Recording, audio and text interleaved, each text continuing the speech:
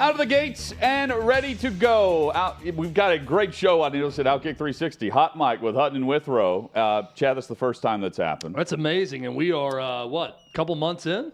Yeah. Not a bad job at all, Hutton. You know Good what job. it was? Hey, round of applause for Jonathan Hutton for lasting this long to not say it the right way. This is what happened to me right before the show. I'm updating a story that I wrote last year for Memorial Day on Nick Moses, and it references the soldier over the shoulder of OutKick 360. I'm looking at the headline. Yeah. And I said it. It happens. It It's happens. Hot mic with Hutton and Withrow. It happens Welcome. all the time. We are live across the OutKick Network, which includes YouTube. You can subscribe to the channel. Join us there. Great show planned today. Michael McHenry, our MLB expert, analyst for the Pittsburgh Pirates, who continue to play very well. We'll dive into a variety of topics, including the AL East, top to bottom, better than the best team in the AL Central currently. Get his take on all of the top MLB headlines. John McClain will help us understand the NFL rule changes and the teams that opted to change their vote from this past March at the owners' meeting, where they voted no for Thursday Night Football flex scheduling, and then voted yes. There are two franchises for that. John dives in an hour and a half. Plus, Logan Ryan, current free agent in the NFL.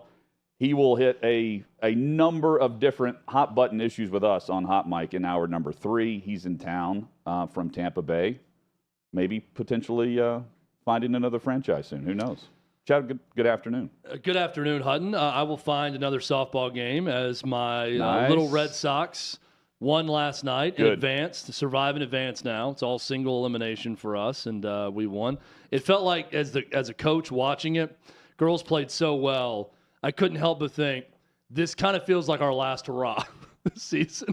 As the game was in, I'm thinking, if it ends, which is now tonight, but tomorrow night, that sweet victory and playing that well and hitting that well, it feels worth it now. And that felt like our last gasp of really playing great. But that's not going to stop me from giving my all tonight on that mound. There we go. As a coach pitcher with the little Red Sox as we advance in the tournament. I'm excited. The elbow feeling okay? The shoulder okay? Yeah, I'll tell you what happened, though. I spent all day yesterday drinking coffee and not water. And I got to the park an hour before the game, and I said, anyone who wants to get in the cage and hit with me can. So I threw to 12 girls, a bucket of 20 balls each. Good. And by the time first pitch got there, I had to look over and ask for someone to go get me a water because I felt like I was going to pass out. I got that, that lightheaded feeling you get when you stand up too fast? Yeah. And I was like, Vertigo. man, I had the sweat ring that went down below the nipples all the way down, like perfect U on the shirt with sweat before the game. Like Clay when he ran the marathon. Yes. Yeah. I didn't tape it up, though. There was no need to tape it up. I wasn't running a marathon, but it was a hot, humid night. Once the sun went down, it was perfect. Once I got a bottle of water in me, I was good to go. But I did think, man, should I be here throwing this many pitches to this many girls in warm-ups before pitching a game? But you know what I'm going to do, Hutton? I'm going to do it again tonight. We're going to get there early tonight. It's not the last hurrah. It worked last night with the hitting, so we're going to do it again tonight. Well, so I want to get to this broader topic coming up, which is today's headline is about the team and specifically the player that was just swept in the Western Conference Finals and not the team that's headed to their first NBA Finals. LeBron James leads the headline across the NBA despite the Nuggets winning in 4 games. And is it his last hurrah? That's the headline today based on how he ended last night's press conference. Let's hear from the King. It's not fun to me to not be able to be a part of get to the finals. But we'll see what happens going forward.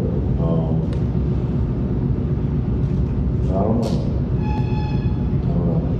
I got a lot to think about, to be honest. And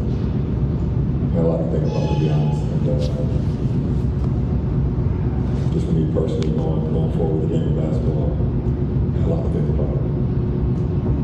Appreciate it. Thanks, Bubba. Yeah, so a lot to think about, to be honest. We heard that a couple of times and what we could decipher.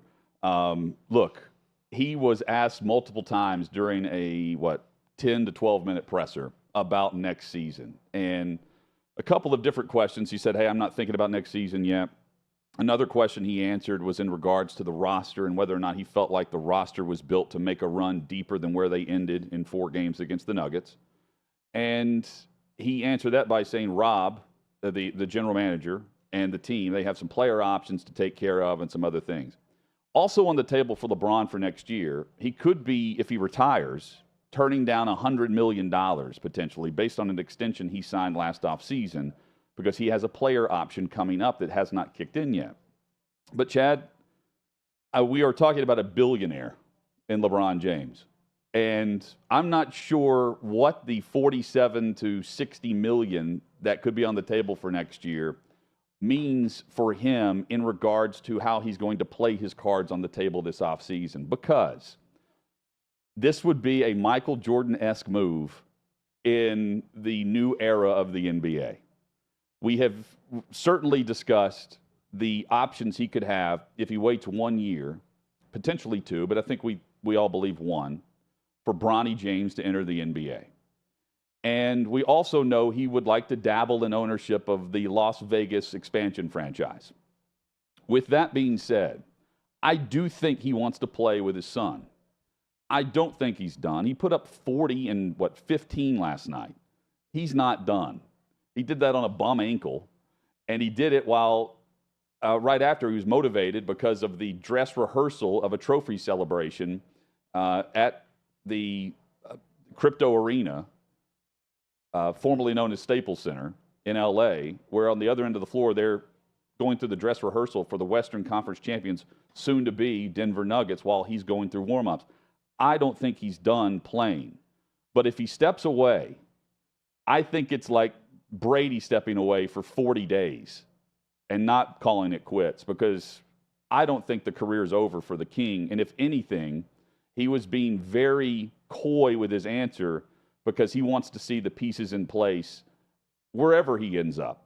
But it's going to be in LA potentially with his son, I think. I think that's the grand scheme in all of this. I don't know how he makes that happen when there's an NBA draft.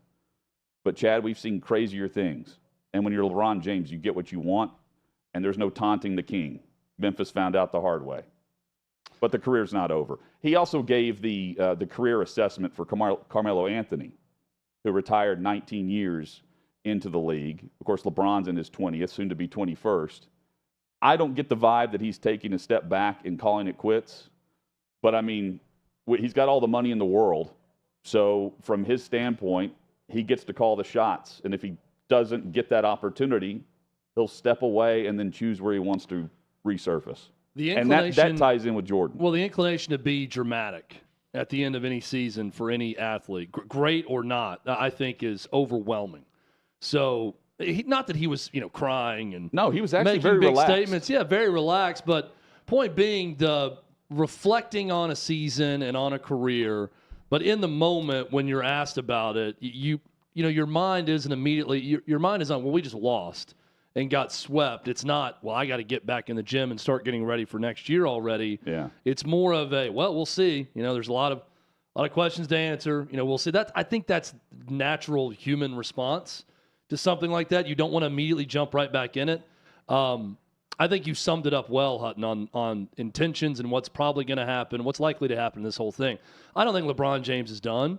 I think he's beaten down. I think he's hurt at the end of the year. I think he played a great game last night and almost won the game for the Lakers in the end. So he's got something left in the tank, especially after an offseason where he can heal and get ready to go. I also believe he wants to play with his son. A lot of people in the YouTube chat are pointing that out as well. He said as much. Something very interesting that LeBron James said also was, I don't know if that's my son's vision. That's what I want, but I don't know what he wants. I don't know if that's his goal, is to just play with his dad or stick around long enough to play with his dad, which I found interesting. But I think he's gonna play until his son is in the league at least, which is maybe a year from now. And I also thought about this last night when I saw these headlines. Don't you think Bronny James, in part, not in total, but in part, chose USC because it's in Los Angeles where his father plays? Oh, yeah. So with that in mind, and knowing that LeBron was on visits with him, specifically Ohio State and others, I don't think he's leaving the city just because his son's going based on where he's going to college. That's not my point. My point being, I don't think Bronny James is choosing USC if he knew that his father was going to go play on the other coast. Personally, Yeah, Matt on the YouTube chat is saying that man ain't retiring. He's trying to ball with his son. Exactly. I agree. I do think that's his goal. And I'm with you, Hutton. There were a lot of other opportunities to bolt away from dad if you wanted to for Bronny James. And he stayed in L.A. And it puts pressure on the organization of the Lakers to upgrade the roster. Let's be real about it. It's also a business opportunity. Sure. I mean, they're based now. They live in Los Angeles. That's where he's from. That's where he's been playing AAU ball. They've got a whole base of operation around Los Angeles and Southern California. So it makes sense from an economic standpoint for him to stay at home and play for USC, especially if it's a 1-year leap or 2-year leap straight to the NBA. And if he retires now, he loses the entire sum of what the contract extension was last offseason. It's $46 million and change this coming season, next season for LeBron, and then a player option that he can opt into for 50.6.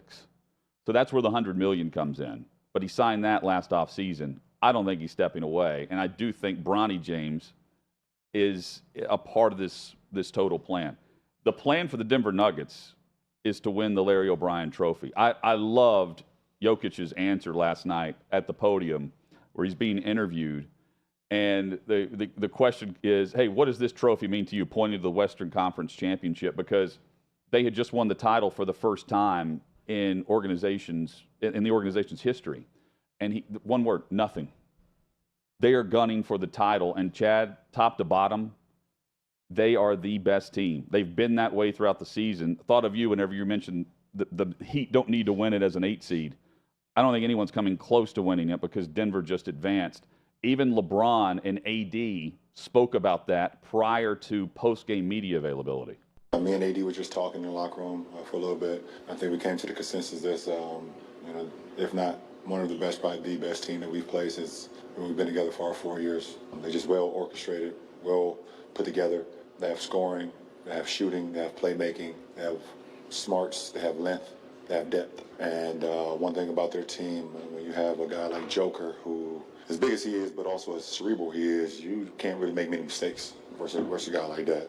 And even when you guard him for one of the best possessions that you think you've guarded him, he puts the ball behind his head, Larry Bird style, and shoots it 50 feet in the air, and it goes in. I think he did it like 4 or 5 times this series. Sounds like LeBron, if he had an MVP vote, would have put Jokic on the ballot, unlike Mark Jackson, who's calling games. Mark Jackson instead decided to put Shai Gilgeous-Alexander and Donovan Mitchell ahead of Nikola Jokic on his MVP ballot.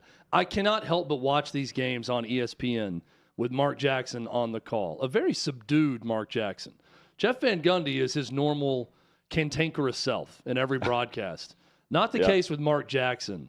And I cannot help but think that as he watches these games and he watches Jokic just put on a one-man fundamental exposition of what the game could be when you get the right amount of size and the right amount of basketball savant ability, and you can do literally everything. You can pull the ball behind your head and shoot a 3. You can score in different angles. You rebound. You can pass. You see the floor like a point guard, and you have assist. And I cannot help but think that Mark Jackson watches these games and thinks, what in the hell was I thinking? How did I leave this guy off of my top 5? Many of you will say that there were evil designs behind this. You'll say racism. You'll say whatever type of statement Mark Jackson was trying to make. I can't help but believe the guy when he says it was just an oversight and a big mistake. And he even owned it and said, if you want to take away my MVP vote, go ahead, because it was an awful mistake on my end. Of course, he's one of the top 5 players in the league. And a top 10 center all time. And I choose to believe him in his explanation on this.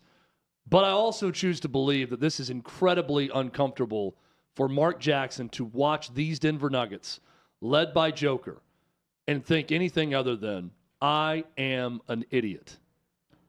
Well, but also let's add in, 70% of the first place votes went to Joel Embiid. So everyone that had Embiid at the top of the ballot, do they feel at least half as stupid as Mark Jackson does? I don't think so. I mean, there's an argument to be made for Embiid. Now, I watch the playoffs, and I think if it's a playoff award, that dude disappeared. He couldn't do anything, and Jokic is taking over games. And Jokic was the back-to-back MVP. Right. And there was some fatigue there. I think that played a factor. And, Kendrick Perkins saying what Kendrick Perkins said, I do think that probably fires up some people as well, and there's a natural backlash. Well, I wonder what Kendrick Perkins is thinking, watching Jokic play and listening to LeBron. Kendrick Perkins, doesn't even understand, I think, who votes for it based on what he was saying. And that was a big win for J.J. Redick in that discussion and debate between those two. I think anyone that watches, if you watch Jokic and you don't understand how difficult it is for him to do what he's doing and how he fills up a stat sheet and how you can run everything through a 6'11" post player the way they do and the different things he can do during a game, and you don't understand that, then you've maybe never watched the game before. The shot he hit with 3.5 minutes to play, it looks like he's just throwing it up there. But, I mean, LeBron also mentioned in the answer, he's like, he was hitting shots like this, Larry Bird style, 5 or 6 times during the series, and he's wearing a ball cap. He goes, you have to just do this, and he just tips the cap. Like, there's nothing you can do to defend that. And he's doing it on the routine. It's not some fluke. It's incredible. Yeah, LeBron was very, very complimentary. I found LeBron to be very likable during these playoffs, quite honestly, the way he's handled games, post-game, how respectful he was of the Nuggets and the team they've built. And he went to great lengths to talk about not just Jokic and his greatness and his basketball IQ, which he said most people don't really acknowledge, but that's one of the keys to his greatness. But talking about the whole team, the depth, the way they've been engineered, the shooting that they have, how they can go on these big runs. These Nuggets are fun to watch, Hutton. It reminds me of the early Warriors team when they started to catch fire and you started looking at it thinking, man, this is a team that could win multiple championships. I feel the same way about the Nuggets right now. They are built to win multiple championships. Coming up, we'll get to more discussion on Denver, and then tonight, a closeout game potentially for the Miami Heat against the Boston Celtics. Chad, 20-year Oakland A's play-by-play announcer Glenn Kuiper, he's been fired by the Oakland A's after what was a weeks-long investigation and background into a racial slur that he used on the air recently. He was describing a trip to Kansas City where he toured the Negro League Museum. And instead of Negro, used a racial slur in describing the trip, and then spent the next 3 hours on the broadcast apologizing for what was a slip. And, I mean, weeks-long investigation means they spoke to people internally, and the A's did, and they come to the conclusion that he's fired. This is the best example I can point to for words over actions, because based on the way this story played out, and even the director of the museum has said he believes in forgiveness more than punishment based on this. And this was prior to the announcement that he had been terminated. This is reacting to the vitriol of words instead of intent and action. And if I'm Glenn Kuiper, I am demanding the A's turn over the findings of their weeks-long investigation as to what led to not being fired initially and then an investigation that led to him being fired. He put out a lengthy statement also saying he's been doing this for 20 years. He's operated with integrity, asked people who know him, asked people who've worked with him. That's not who he is. He misspoke saying a word. Should he be punished? Maybe, sure. I mean, I think people would understand that, a suspension. But to fire him after this investigation, and maybe Glenn Kuiper goes to the A's and says, show me what you found in the investigation, and they show him what he found. He said, okay, I'll be quiet. Let's not go public with that, right? I don't know. No one knows what the A's found in this investigation. Or did the Oakland A's simply cave to the culture we're in right now and just give themselves a few weeks to gather themselves to fire him, knowing they were probably going to fire him from the get-go, and they used the guise of this investigation. Also amazing to me that the A's and their television partner, that they go through weeks-long investigation, yet they can't send out an email as an organization to renew season tickets. It's just funny to me that this organization that is intentionally tanking right now is going through a weeks-long investigation to fire a known and well-liked broadcaster for their team 2+ decades over a slip-up of words. Well, amazing to me. A part of the investigation points to a source on the grounds of anonymity. So even if he wanted to point to details of the investigation, it's someone that he doesn't know that is saying something behind the scenes. From the story, a person familiar with the investigation said, quote, "The decision was based on a variety of factors, including information uncovered in the internal review. The person spoke on condition of anonymity, did not divulge specific details because the network had not publicly disclosed the results." So that leads others across the country to retweet that portion to Glenn Kuiper and say, hey, if you want to show character integrity, release what was found in this investigation. But that's on the A's. Yeah, they have to do it. And like you're saying, Chad, they're pointing to the one slip-up after a weeks-long investigation. It doesn't take a couple of weeks to figure it out if you're going to relieve the guy of his job based on a word. And if you're going to fire him in this investigation based on an anonymous tip or someone within the organization saying something bad about him, I then have a boatload of other questions. No what doubt. did this person, what were they set to gain by this? What are the other factors? Do Yes. they want his job? Do they get elevated if he's no longer employed? There's a bunch of other questions that I would ask about the position of the person. Now, if it's someone who has absolutely nothing to gain by telling the truth in this, then okay, you got to listen to them. But I'm cynical. I'm immediately thinking about what did the person that anonymously said, I want to remain anonymous, but this, and this happened. What did they gain by him getting fired? And I think you'll find they probably gained something. I want to, we'll lead off with this with Michael McHenry when we return, because internally, I want to know what it's like in a clubhouse when something like this hits. And this is being discussed in a locker room or in a clubhouse for Major League Baseball. We'll be joined by Michael McHenry when we return on Hot Mic.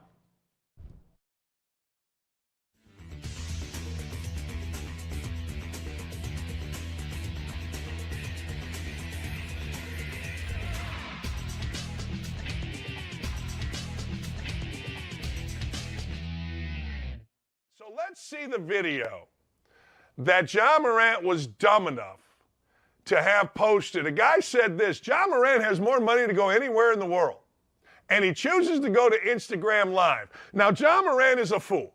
We know Ja Morant is a fool. It was two fools sitting down, Jalen Rose and Ja Morant, for a ridiculously idiotic fake interview a few months ago, all right? So Ja Morant does what every NBA player does. He hangs out. There's always a little guy. Usually it's a little white guy. But watch this video. Ja Morant's going to flash a gun. All right, you're that stupid, fine. But watch the little idiot driving the car as you watch the video that ultimately is going to cost Ja Morant a ton of money. We can't believe he's any dumber than he is. He's already the dumbest dude walking except for Dwight Howard, and we'll get into that. But watch this video.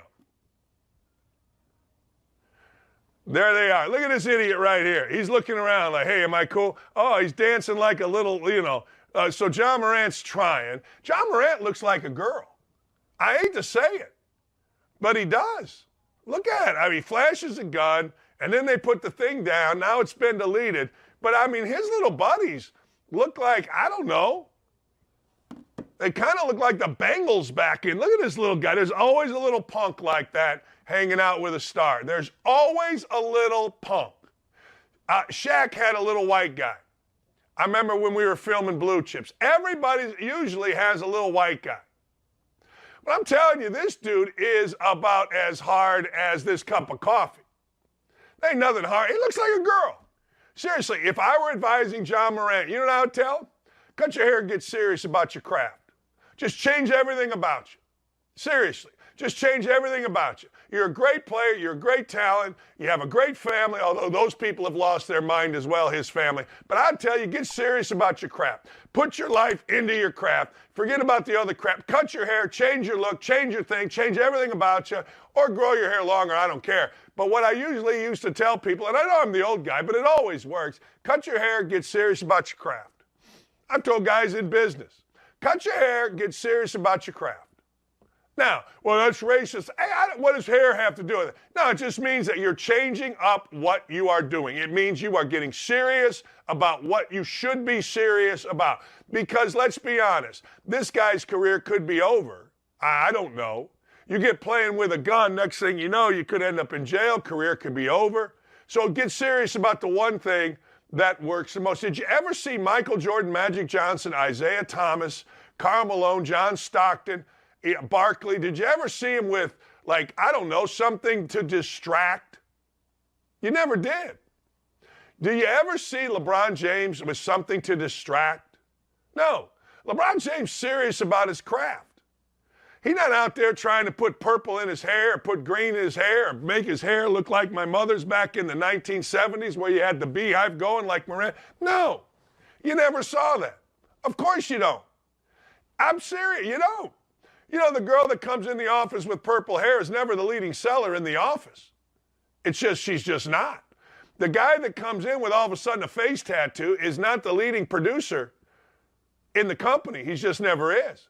People that are serious about their craft get things done. People that know and understand, hey, look, we got to get this done. And if I'm John Morant, you can play kid, you can play tough guy, you can play a little child, you can play try to look like a girl, I don't know. You can have all that feminine energy that John Morant has off the court and your little effeminate friends off the court, but it's a man's league.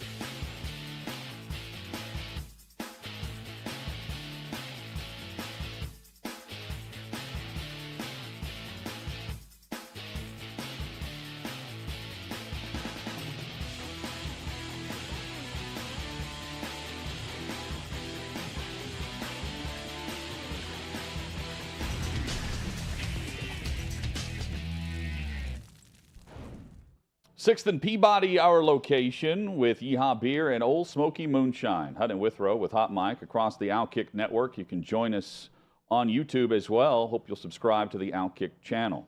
Michael McHenry joins us, MLB analyst, does great work with the Pittsburgh Pirates and more, former Major League catcher. The Fort joins us. Michael, good to see you, man. Stop it with that introduction. I appreciate it. Absolutely. Happy to be here as always, boys. Yeah, man. Hey, so we went into the break discussing Glenn Kuiper and the A's deciding that they were firing him. They were terminating his contract after a weeks-long investigation into a racial slur that he used on air on an A's broadcast after visiting a Negro League museum in Kansas City, and he was detailing that. Internally, just clubhouse-wise, are guys talking about this, or would they, if you were a part of an organization that was doing something or knew of the guy that had been there for decades? In this case, Kuiper's been there for 20-plus years. What would it be like behind the scenes? I think there'd be a lot of talk behind the scenes and not enough talk out front. I believe in grace. I'm a saved individual. I'm a believer. He who has not sinned casts the first stone. This guy has been doing this for a long time. He made a mistake. And you guys being on air, we're all going to make mistakes. We're all going to say something that someone doesn't like. This was a huge gaffe. He shouldn't have done it. It was a huge mistake. He went on and on and on and on about this apology. And I think sometimes we just have to remember that we have to forgive people. We can't demonize people for one mistake. I mean, this guy has a pretty good track record of being really good on air, saying the right things. He made a huge mistake. Forgive him, but they made it linger. It's like they wanted to keep him there, but they just got too much of the media behind it, too much pushback, and therefore he's out. And I think sometimes you get to see who your real friends are, who really believes in you, who really step up when things don't go the way you want them to, you make a mistake, your friends and family really step up in that time. I feel like a lot of people just let him get ran over by a bus. And Chad, that's certainly the feeling, even externally with this, because if it's weeks long, there are plenty of opportunities to step forward and say something. Well, and there's some people. Maybe it doesn't matter. Well, there's some people even in our YouTube chat saying, well, they're doing this to appease Las Vegas. That they're working with Clark County right now to try to get a better deal, and they need to do this for optics to deal with Las Vegas. And I'm thinking, does Clark County and the city of Las Vegas and their politics care at all about the play-by-play voice of the Oakland A's if they want to bring in a team? I mean, maybe they do, but I wouldn't think that'd be a problem, right? I wouldn't think so. I mean, they're still in Oakland. They got to finish this year. It's going to take some time. And if that really is a game changer, I mean, that's just kind of tired, in my opinion. So Ronald Acuna right now, Michael, 46 runs scored, 61 hits, 19 steals, 107 total bases, 3.1 is his WAR, first in Major League Baseball. The only two players to lead their league in both stolen bases and OPS in the same season. There's two guys that have done it. Ricky Henderson and Willie Mays did it twice. That is the pace Ronald Acuna's on right now. How great is this guy? I think great, maybe an understatement for the season he's having. And I think it's the pushback from last year. He didn't have the year he wanted. He came back off that ACL injury, maybe a little too fast, almost like a superhuman. Some of these guys heal like Wolverine, like Bryce Harper and Acuna Jr. And what you don't realize is they're doing that because they're under contract. They're allowed to maybe not be that 100%. They're at 85, 90%, but they're going out because they love the guys around them. They want to get out there on the field, know they can make some type of impact. And I mean, I'm telling you right now, I'd take Acuna Jr. or Bryce Harper any day of the week at 80% than most players at 150%. This guy's special. I don't think we realize how special. I mean, watching him still third base with that baseball IQ just the other night was remarkable. I mean, just takes off. Guy walks. They're not paying attention. You have the shortstop, third baseman kind of turn their back, head down. He takes off for third base, gets there uncontested. This guy is a special breed of talent. Michael McHenry with us here on Hot Mic with Hutton and Withrow across the OutKick network. Michael's on this Tuesday. Curt Schilling joins us next Tuesday. Every other week, they're rotating with us, and we're loving it. And also loving the Curt Schilling baseball show, available every Tuesday and Friday at OutKick.com, where this week's episode, he's giving love to my Baltimore Orioles, and specifically one player, the young catcher who, and Michael, I'll let you hear it from Curt, he's comparing to a Twins great.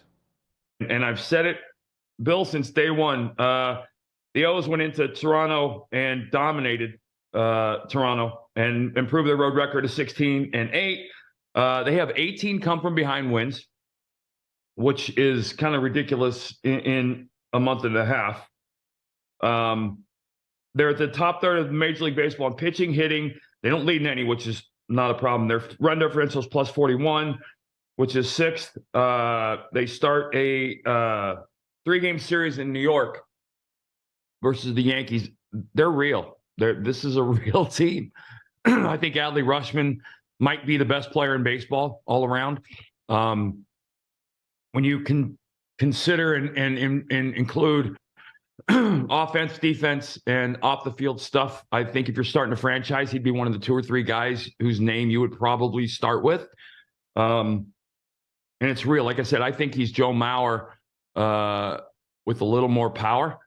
And Joe Mauer is a borderline Hall of Fame player. I just want to see the kid stay healthy because he's a special, special talent. And they have young talent in the big leagues, a lot of young players, but those comeback wins and those come from behind wins are things that fuel a young team and get them into a place where they're never out, bottom of the 8th, down 3.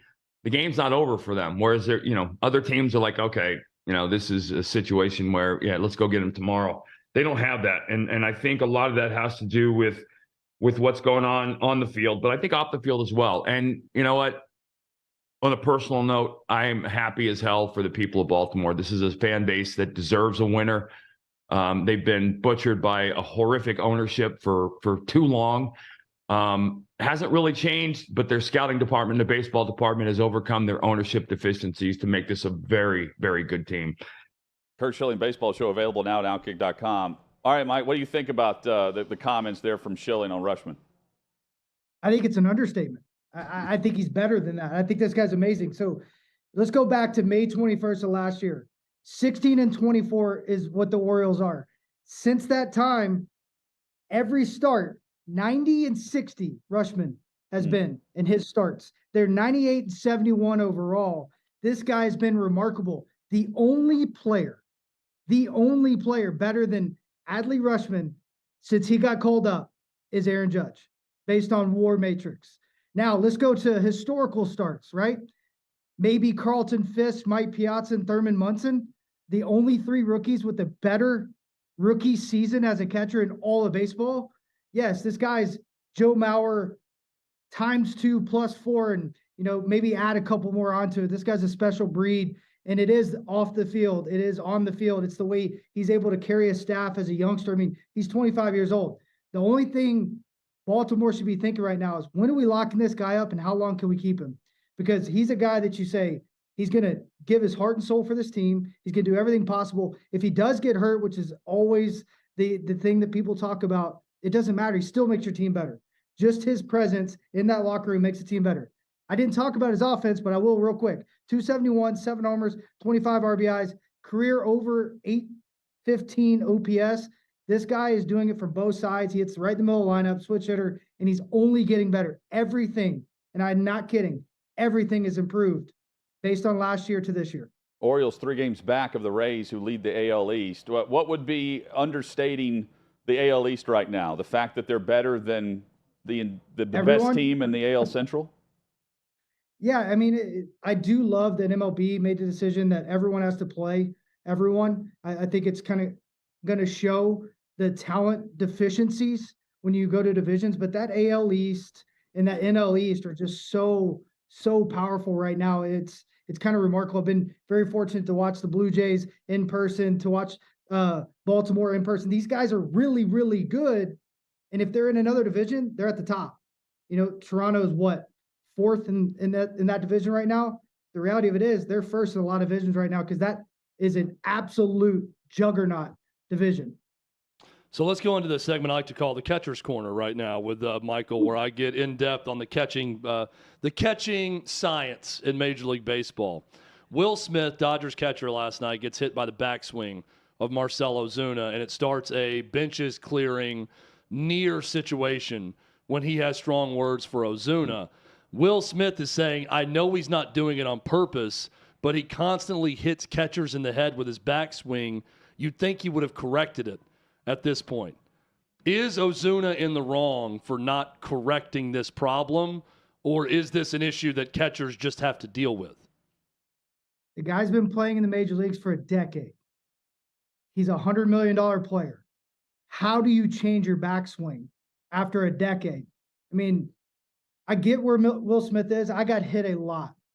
But you are putting on the tools of ignorance, saying, come on, I'm going to be a test dummy sometimes. I just have to have that reality.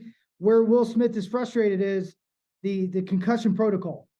It's very tough to get back on the field. They do all this testing. You have to do it in spring training, and it's almost impossible to feel like you're going to pass that test, because you're doing it in spring training fresh, and then you have to take it, post-concussion syndromes, and you're seeing double or whatever it is, and you're dehydrated, all that jazz. So to get back on the field, you don't want to get back off. And there's so much behind all that right now. We just saw what the NFL did, right? They just did something because of the concussions. It's not getting better, right? So they need to figure out a way, maybe a re-entry rule, figure out some things that they can do to protect these guys. But what they're doing isn't helping, and I think that was the sensitivity that Will Smith really had. Chad's finding it difficult to coach catchers. Yeah, I really want to spend some time with you, maybe even offline, trying to find out how to get someone excited about catching. What was your start in catching, Michael? Let's start there. Were you chosen to be the catcher? Did you decide you want to do it? Did your dad play catcher and teach you how to do it? How did you get your start? Lord, my dad never played catcher. I was like a Tasmanian devil. And that's what you want to find. Find one of your better athletes that maybe can't sit still, and that's who you throw behind the plate. So the parents of my better athletes will not let them play catcher. That's a big problem I run into, right? They're all shortstops, pitchers, first basemen. middle infielders, maybe third base. But if I bring up, hey, would your daughter want to catch? I get a lot of blank stares at that point if I ask the question. Well, the thing is, look at how the positions changed over the last couple of years. We were just talking about Adley Rushman. That guy could probably play right field. We have a 1-1 in the Pirates organization that is a catcher that is playing right field. We have another guy that's top prospect, top 100 prospect that's a catcher. He's played first, he's played second, he's played third, he's played outfield. The reality of it is, it takes a great athlete to be behind the plate. And I think if they understand that, especially as they go up the ladder, one of the best players on every team you're going to see is going to be the catcher now, right? And the fastest way to the big leagues is always up the middle. And I would say shortstop's probably one of the hardest up the middle realities. But if you're not a left-handed pitcher, or if you're not a Curt Schilling type that throws fuzz right-handed, your next best option is to be a catcher. And if you can do it defensively, you don't even have to hit. Our catcher with the Pittsburgh Pirates is on pace to win a Gold Glove. Guy's hitting 154. He got $5 million. Just tell him that. He's hitting 154. He got $5 million. The guy is remarkable at controlling a staff, receiving, blocking, all the little things he brings to the table, and you're a part of every single play. That's the coolest thing. You should start a catcher's camp. Just the Michael McKenry. You've got a catcher's camp going on. I mean, this is a great motivational speech. It's on me. You guys want to bring them? It's on me, guys. No problem. I do one in Knoxville. I'll do one in Nashville if you want this year. We can say it's sponsored by OutKick. And you guys. Deal? How are your knees? I had 5 pretty serious surgeries, but I'm fine. Honestly, I really can't complain. I mean, the motivational speech really went south in the end. Only 5 surgeries. That's what I think of when I think of catching her. 5 surgeries, but I feel great now. They catch on their knee nowadays. Who cares, right? They catch on their knees. Yeah. I mean, you're walking, right? Like you're moving around, okay? I squatted 400 pounds 2 days ago. We're set. Okay. So you can't skip the line at an amusement park yet, but you're on your way. This story has a happy ending, is what we're saying. I'm on my way. Yeah. I didn't say I was intelligent, guys. Hey, I went maybe a little too hard at times. We'll never claim that either. And by the way, we do take you up on the offer if you want to. If we do the catcher's camp. Once I find girls on my softball team, my travel team that want to catch. I've got one right now. We went out and bought the equipment. I need to bring Michael in for the motivational speech about getting people excited about catching. I won't be there to offer the follow-up question, so it's all good on the knees. Hey, Fort, great to see you, man, as always, and can't wait for your next visit on the show. Hey, I appreciate it, guys, and tell your girls are always the best at a young age. So just tell them to be better than the boys, and usually that works. Love it, Michael. I could see him having some Matt Foley, Chris Farley type motivational speaker elements to his presentation if I introduced him and brought him in to talk to the team. It'd be great. Maybe I'll come in a van. Down by the river. Even better. Yeah. He's been down in the basement chugging coffee for the last 2 hours, and I think he's ready to go Listen now. up, kids. Yeah, you got it. Perfect. Later, Thanks, bro. Michael. See you guys. Michael McKenry. The Fort. Hey, man, how are your knees? Well, I've had 5 surgeries, but I feel great. I love that. That was a great follow-up question by you. Did you know that he had 5 surgeries? No, but I think of catching, like, why didn't I try that? I'm thinking because I didn't like to squat. Like, the Fort is so optimistic and positive at all times that even he would take a 6. He made 5 knee surgeries sound fun. Yeah. Like, I'm great. I'd like Knees to try are that. perfect. 5 surgeries later, they're completely corrected It's a now. gift. I can almost walk normally. It's great. I love it. Love my life. Loves it so much he wants a 6th. Yeah. He's going to choose the knee. What can I do? What can I do to get a 6? Oh, I just squatted 400 pounds. If I do that a few more times, I'll have a 6 knee surgery. Coming up, the Dodgers can't make up their mind on Pride Night. This is Hot Mike.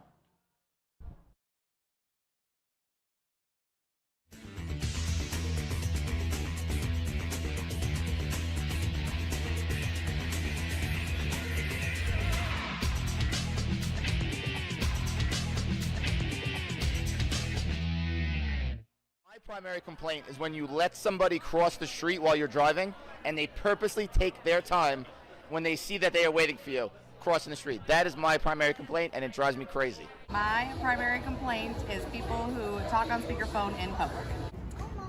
People that chew too loud. Number 1 pet peeve, telemarketers. Number 2 pet peeve, when people don't understand the menu that they're serving. Number 3 pet peeve, when people ask for change but they have no quarters. Number 4 pet peeve, parallel parking. My primary complaint is I can't just go to a bar and have a nice quiet beer. There's all this live music every freaking where. Like, I'm just trying to go to a bar, relax, have a beer, watch the game, but no, we gotta have these guitar players and these bands. Why can't I just hang out and just relax, have a beer, and watch the Memphis Grizzlies? I mean, is that too much to ask? I do not appreciate or condone anybody that litters. I think you got to keep your planet clean. It's turning your nose up to everybody that has to clean your up. Quit littering. My primary complaint would be wobbly tables at restaurants. Another pet peeve I have is no courtesy flushing. No one believes in that. I believe in it. Thank you. Another pet peeve I have is when people have AirPods in. Excuse me. Another pet peeve I have is when people have AirPods in and they're singing louder so everyone can hear what they're not supposed to listen to. And people eat smelly food on the airplane. Dishes left in the sink. My primary complaint is when I'm out to eat with somebody and they bite their fork as they are putting the fork in their mouth to eat. When people bite their fork and scrape that, and when they're eating dinner, you can hear like it's like nails on a chalkboard. Hell no. My primary complaint is when people complain about me when I bite my fork. Those folks who are in the airport talking on their cell phone very loud so everybody else can hear what they're saying even though we really don't care. My primary complaint are drivers who do not stop on a pedestrian crosswalk. Period. My last pet peeve is that when people text you, they text you that they're busy, or if you call them, they answer and say they can't talk. Either way, just don't respond. You can't text me, don't text me back, and if you can't answer the phone, don't answer the phone to tell me you can't talk.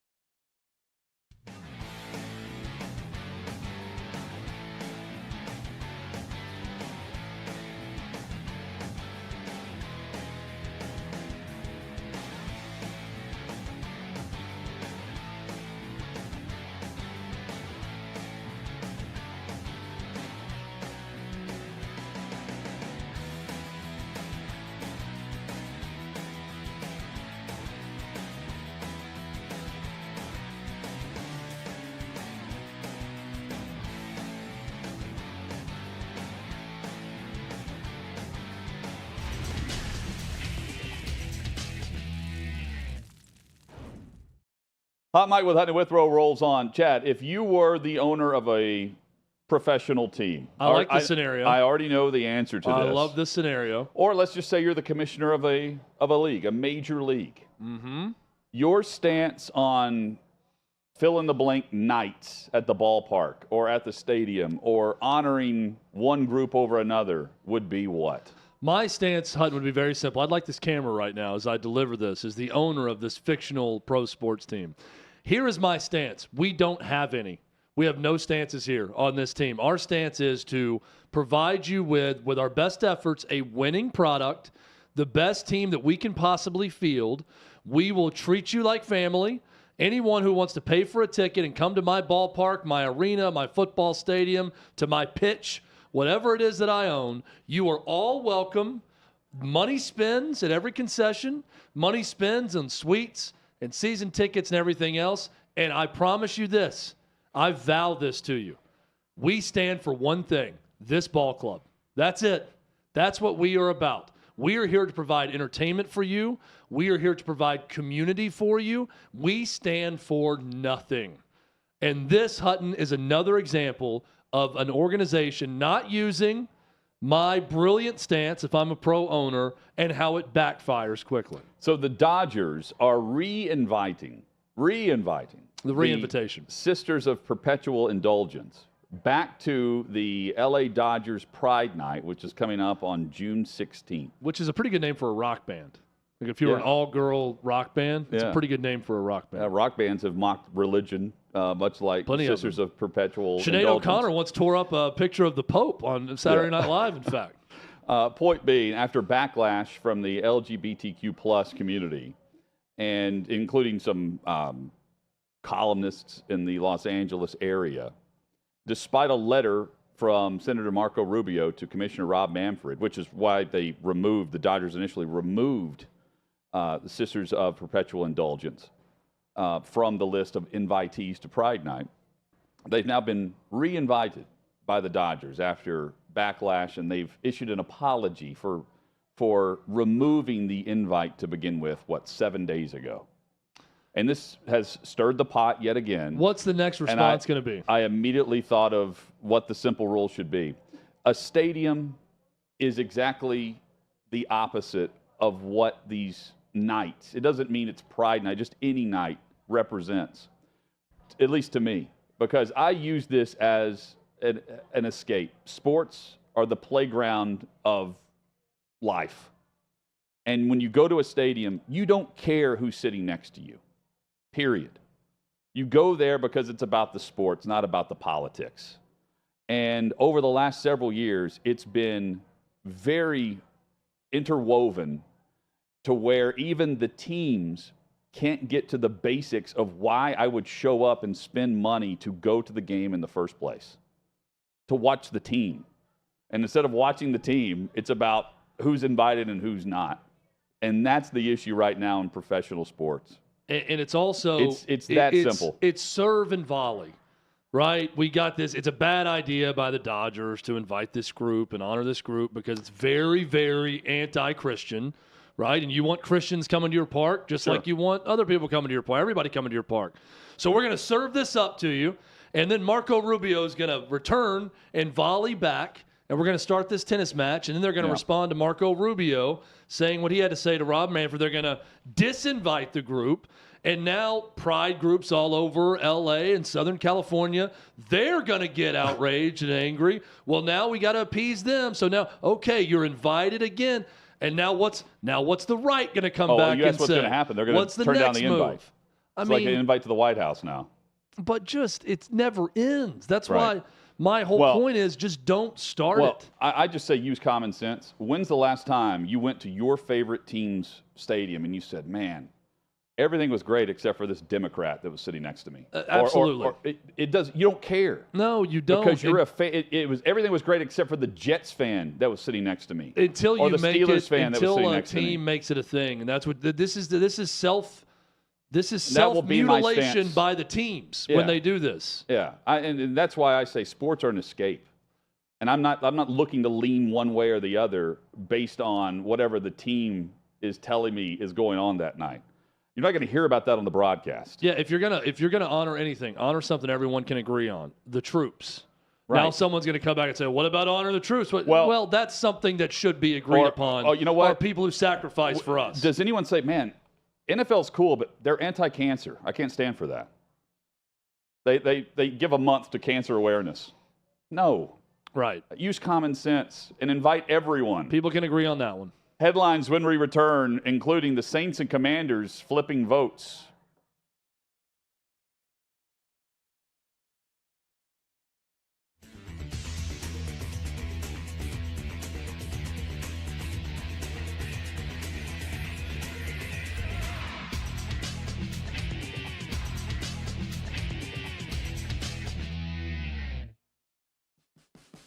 What you're experiencing is the bold taste of a Southern legend. Old Smoky Moonshine and Whiskey, authentic Tennessee mountain-style spirits. We believe in crafting flavors that were born from tradition but defy expectation, and pioneering a new experience with every sip. Because if it doesn't do this, it ain't this. Old Smoky Moonshine and Whiskey. Come on.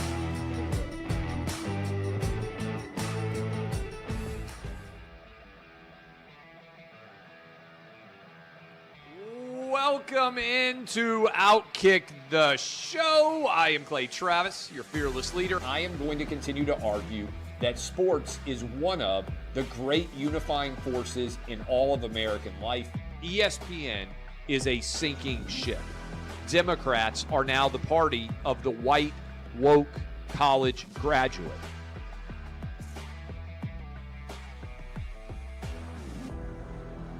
We live in a land of participation trophies. You gotta lean into the turns. You really gotta lean into the turns. When Leah Thomas walked in that first day, it got silent, and every girl was uncomfortable. Very difficult to go back-to-back years in the NFL with the #1 overall pick. I've been out of LA long enough to have forgotten that libs, no matter how ridiculous the scenario, are gonna live.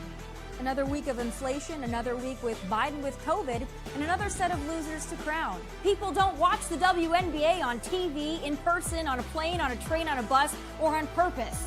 The scary thing, Tommy, is in the history of this government, I've never seen them give anything back that they've taken. Oh no, they never do. And they won't.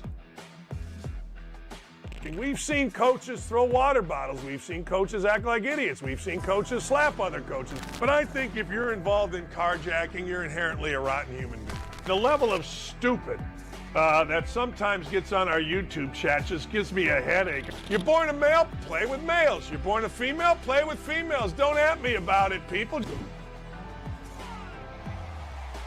I believe this person is the greatest player anybody alive will ever see. How can you hate Derek Jeter? A guy's on-base percentage tells me his batting eye, and a guy's slugging percentage tells me if he's a threat. That's the kind of guy that throws a no-hitter, that effectively wild guy.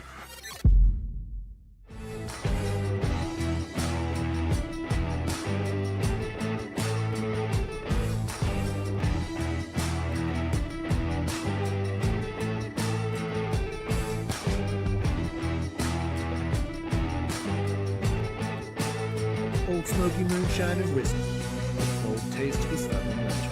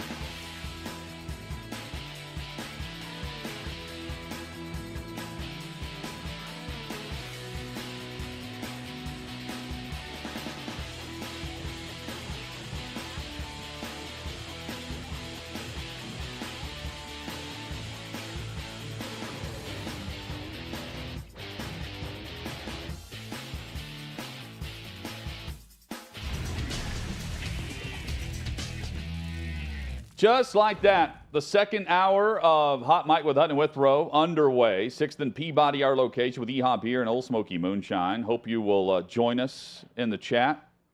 It's live. Smash the like button. Yeah, Everybody's been doing a great job post. smashing Subscribe the like to the channel. You can get all of the great shows here across the OutKick network, and including the Curt Schilling Baseball Show, which is available both today, every Tuesday, and Friday at OutKick.com. Just an example of the YouTube chat that's been on fire today. Yeah. David on YouTube says, teams now want to see how many wedges they can drive into their fan bases to split them into factions instead of bringing people together. It's all going to hell in a handbasket. See, I think a lot of this, so this is, we're carrying over our conversation from the last segment about the Dodgers flipping back and forth between the Sisters of Perpetual Indulgence and whether or not they're invited to Pride Night. What this is, just a ridiculous story to begin sports today in a stadium, I think the toughest ticket to sell is the cheapest one. It's the upper deck. In regards to, you've got high school football teams, they're invited to an NFL game. They're not sitting down low. They put them up top because those tickets are not selling. For $45, you're not going to spend that money to sit up top where you can't even see the game really, to sit out in the elements, to sit in traffic, to potentially and probably pay for parking. It's an all-day event on an NFL Sunday. You'd rather stay at home. The best seat in the house is at home. So this is an effort. My guess is, Chad, a lot of the Pride Night tickets are giveaways. They're inviting people to the stadium to buy concessions and merch, the Pride merch, because the average fan is not going to buy that merchandise. And it's an effort to sell more merch than it is sell a ticket. And I'm looking around on we're honoring, blank night. It's whatever you want to fill in the blank with. They don't have courtside tickets. They're up top. And specifically with the outdoor stadiums, nowadays, the toughest ticket is the cheapest one. Well, I agree with you, but here's an idea for the Dodgers. Instead of inviting the Sisters of Perpetual Indulgence or whatever it is, invite local Little League teams to come out. They do. Try to harvest fans for a long time to come out there. I mean, just an honest question. How many of the Sisters of Perpetual Indulgence are going to return and pay for tickets to go to Los Angeles Dodgers games? They're not going to return and pay for tickets. It's common sense about who is your market. Their market is them for their Pride Night jerseys that they're selling or the hats. They're making very specific merch that sells in that pro shop that night. That's what they're selling. And they're doing it. No one's complaining about the Little League night. That's why we don't hear about it. Of course. I'd want more of those things if I'm a team. But, I mean, think about the ones that's not starting a huge controversy. But, again, I agree with you. But for whatever reason, teams, they're not just dipping their toe in it. They're diving head first, and they're so turned around and confused, they don't know what to do, what's right, what's wrong. They're just following the social media wave, which isn't real half the time anyway. Yeah, it's just, and it's so... this next statement could be summed up, and we could just clarify and solve so many problems if we went by this take on everything. Just use common sense. You know what's not going to get you in trouble? Honoring troops who sacrifice themselves for us on a daily basis. Bringing out Little League teams to your ballpark.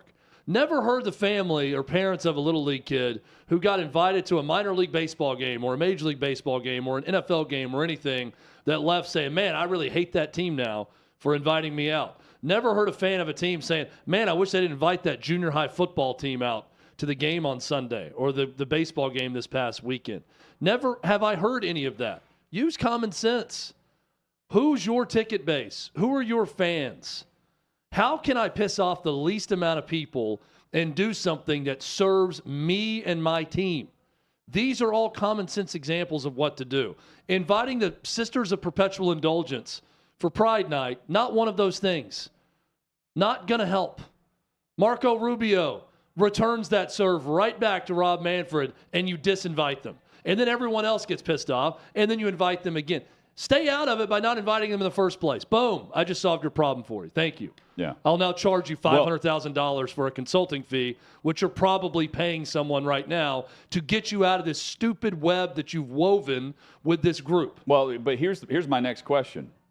Would the clickbait headline stop if they did a Christian night? One night. No. Because someone is going to write a column in the LA Times and say, but it's the same. It's one night, just like you can do whatever you wanted. This is an anti-Catholic group. If you did a Christian night, would the headline stop? No. They would continue. Because the headlines right now are about the Sisters of Perpetual Indulgence.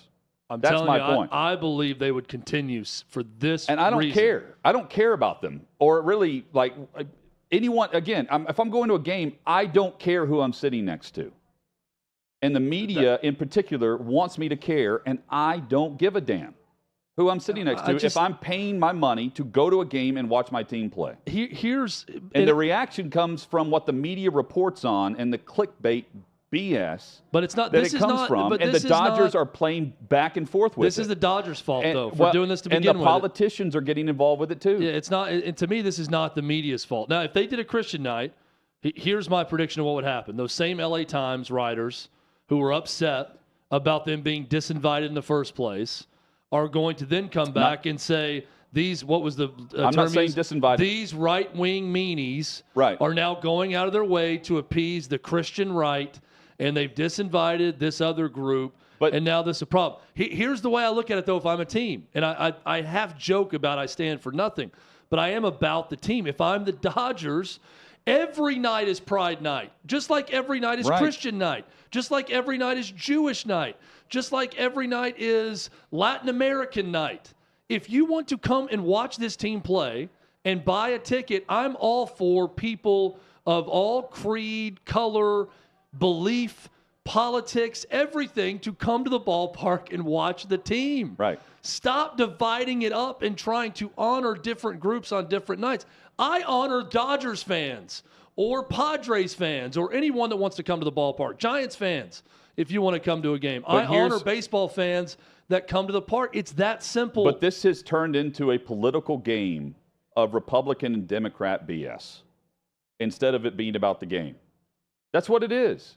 And the teams are the pawns in this because they feed off of whatever the reaction is. And the common sense element to me is just realizing that you're used as a chess piece, or maybe you're playing checkers, instead of actually feeding into a small group of vocal minority. And I refuse to just bend to that, period, on either side of the aisle. And I mean, from a team perspective, that's why I set up the last topic with you, Chad. It should just be about, hey, we're going to win at all costs. Yeah, the teams should know this by now. Write a column if you want to. When they make when they put the invitation out and they start the night, and this is going to be the response. And the columnists who are writing first off, the newspaper columnists that are doing this barely have a job as it is, and chances are they're going to the game to cover this one way or the other, either way, and they'll write a negative story one way or the other, either way. So I'm just not buying the whole realm of, it's just for clicks and we're covering this or that based on whatever night it is. Just stop with it. Because if you just evened it out by saying, okay, this is anti-Catholic. Well, if you had a Catholic night, is that going to stop the headline? No, it will not. It's why it's not a 50% one way, 50% the other. I'm not sitting here, petitioning for a Catholic night or a Christian night or a Jewish night or anything. I'm saying because every night is Dodgers night. And if you want to come watch a Dodgers game, we are welcoming to all different groups and all different backgrounds. We want you here. We want to treat you like family. We want this to be our community. Hutton, you talked about you don't care when you're at a ball game. And you're right, no. when you give someone a high five, what their beliefs are. Your team scores at a hockey game. You don't care who you're sitting next to. We want more of that. And the fact that these teams aren't smarter than this at this point, they know exactly when they throw that ball into the air how it's going to get batted back and forth. And if they don't, they're stupid by now. Stop the serve and volley. Just stop it and stop with all of it. A vast majority of the public, I believe, stupid in this. we're all the pawn in this political game where now Rubio's got a headline based on this, based on the re-invite. And Rob Manfred is involved in it now. And it's an upper deck section. Yeah, look, I do not disagree of a stadium. with you. I do not disagree with you. But if you want it, this all started with the Dodgers invite. So if you don't want to get involved and start that game going back and forth. No. It's not just the Dodgers, though, Chad. Approach. It's any team. Absolutely. It's any team. I'm talking about this story specifically, but every team. I have been very clear on my creed if I own a team. We are about the team. Stand for nothing else. We're not doing special interest nights. The special interest is my team and you having a good time at the ballpark or the field or whatever. If you do that, you avoid these stupid stories. Very simple. Well, no, but you can be about special interest nights, but it's got to be but there's a reason why radio stations want the state lottery to sponsor a show. And the reason for that is there's no competition for the state lottery. So the Tennessee Lottery in town is getting hit up to sponsor every show in Tennessee because there's no competition there, which means you can advertise literally any other product on said show. That's like Cancer Awareness Month, where you have the NFL wear pink. They can wear the pink wristbands. My Cause, My Cleats. No one ever sees them because they get to warm up them, and then they don't actually wear them during the game to where it's on a CBS or Fox or ESPN camera. Point being, keep it simple. It's very, to me, very common sense, especially when you see the clickbait headlines. It serves everybody but the fan. I agree. And it starts with the team. Just stop it. Stop playing into it. Stop with the Knights. The Thursday night football schedule across the NFL, we are going to see flex scheduling. The proposal in March was for week 14 to be the start. It's actually going to be week 13. And Davey Hudson pointed this out yesterday. It's going to be 5 weeks. You do not have a week 18 Thursday night football game, although if Amazon wanted it, the NFL would probably vote it in. Here are the games from week 13 through week 17 for Thursday night football, which could be flexed out if you have 2 losing teams matched up and the NFL can insert a playoff-worthy matchup 15 days prior. So let's say just around a week before Thanksgiving. Which of these games, Chad, is most likely to be flexed? Seattle and Dallas. The answer on that is no. Dallas, no matter what their record is, they will not be flexed out of week 13. Patriots at Steelers. Chargers at Raiders. To me, it's one of these two. Okay. Chargers, Raiders. Saints, Rams, followed by Jets, Browns. If I'm going to go in order of not getting flexed out. Okay. Jets, Browns, absolutely not. Aaron Rodgers, Deshaun Watson, not going to happen. Cowboys, just because they're a part of it, absolutely not. Would be 1B on my list. Cowboys, Seahawks. Then I'd say Patriots, Steelers. And then it's really a toss-up to me. I think it's going to be Chargers, Raiders, Rams, or Saints. I'm going to go the one getting flexed out, Hutton, December 14th. Chargers, Raiders, divisional matchup, 1 of 2. At least Saints, Rams is a 1 of 1. Okay. There's not a duplicate game with that. I'm going to guess Chargers, Raiders will be flexed out of that Thursday night by that point in the year. So we're doing this based on if everything's healthy. Yeah, just our guess right now, what's going to happen. Rodgers is playing. I think it's Patriots, Steelers that could be flexed out. Just one of these two teams, I think, is going to not live up to some expectation. And the Ben division, Roethlisberger might be happy about that. No doubt. We'll get to that. The division for the Patriots is really intriguing. We got a former New England Patriot coming in studio in about an hour. John McClain's about to join us. But, Chad, here is last year's Thursday night football schedule from week 13 to week 17. And as we compare the games, Green Bay was hosting the Titans. You had in week 13, you had the Bills and Patriots, Raiders and Rams.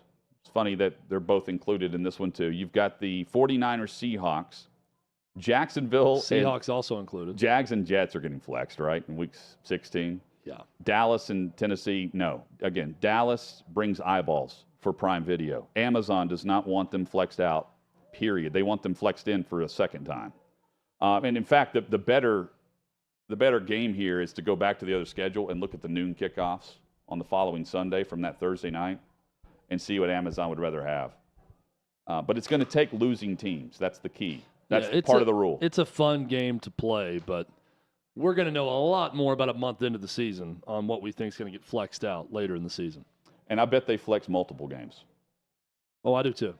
And Sunday and Monday Night Football also flexing from week 5 on. From week 5 to week 11, it's up to the network. They get to pick 2 games that they could flex out if they want to.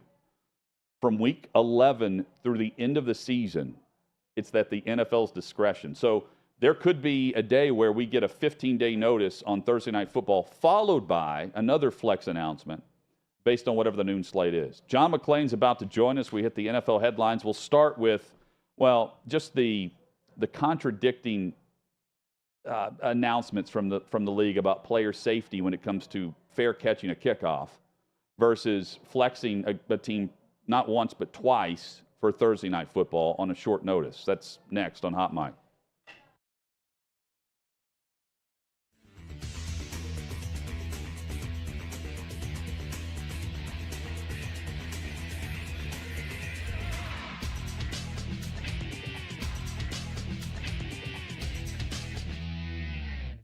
So Jake Bird is a reliever for one of the worst teams in baseball, the Colorado Rockies, who are just horrible.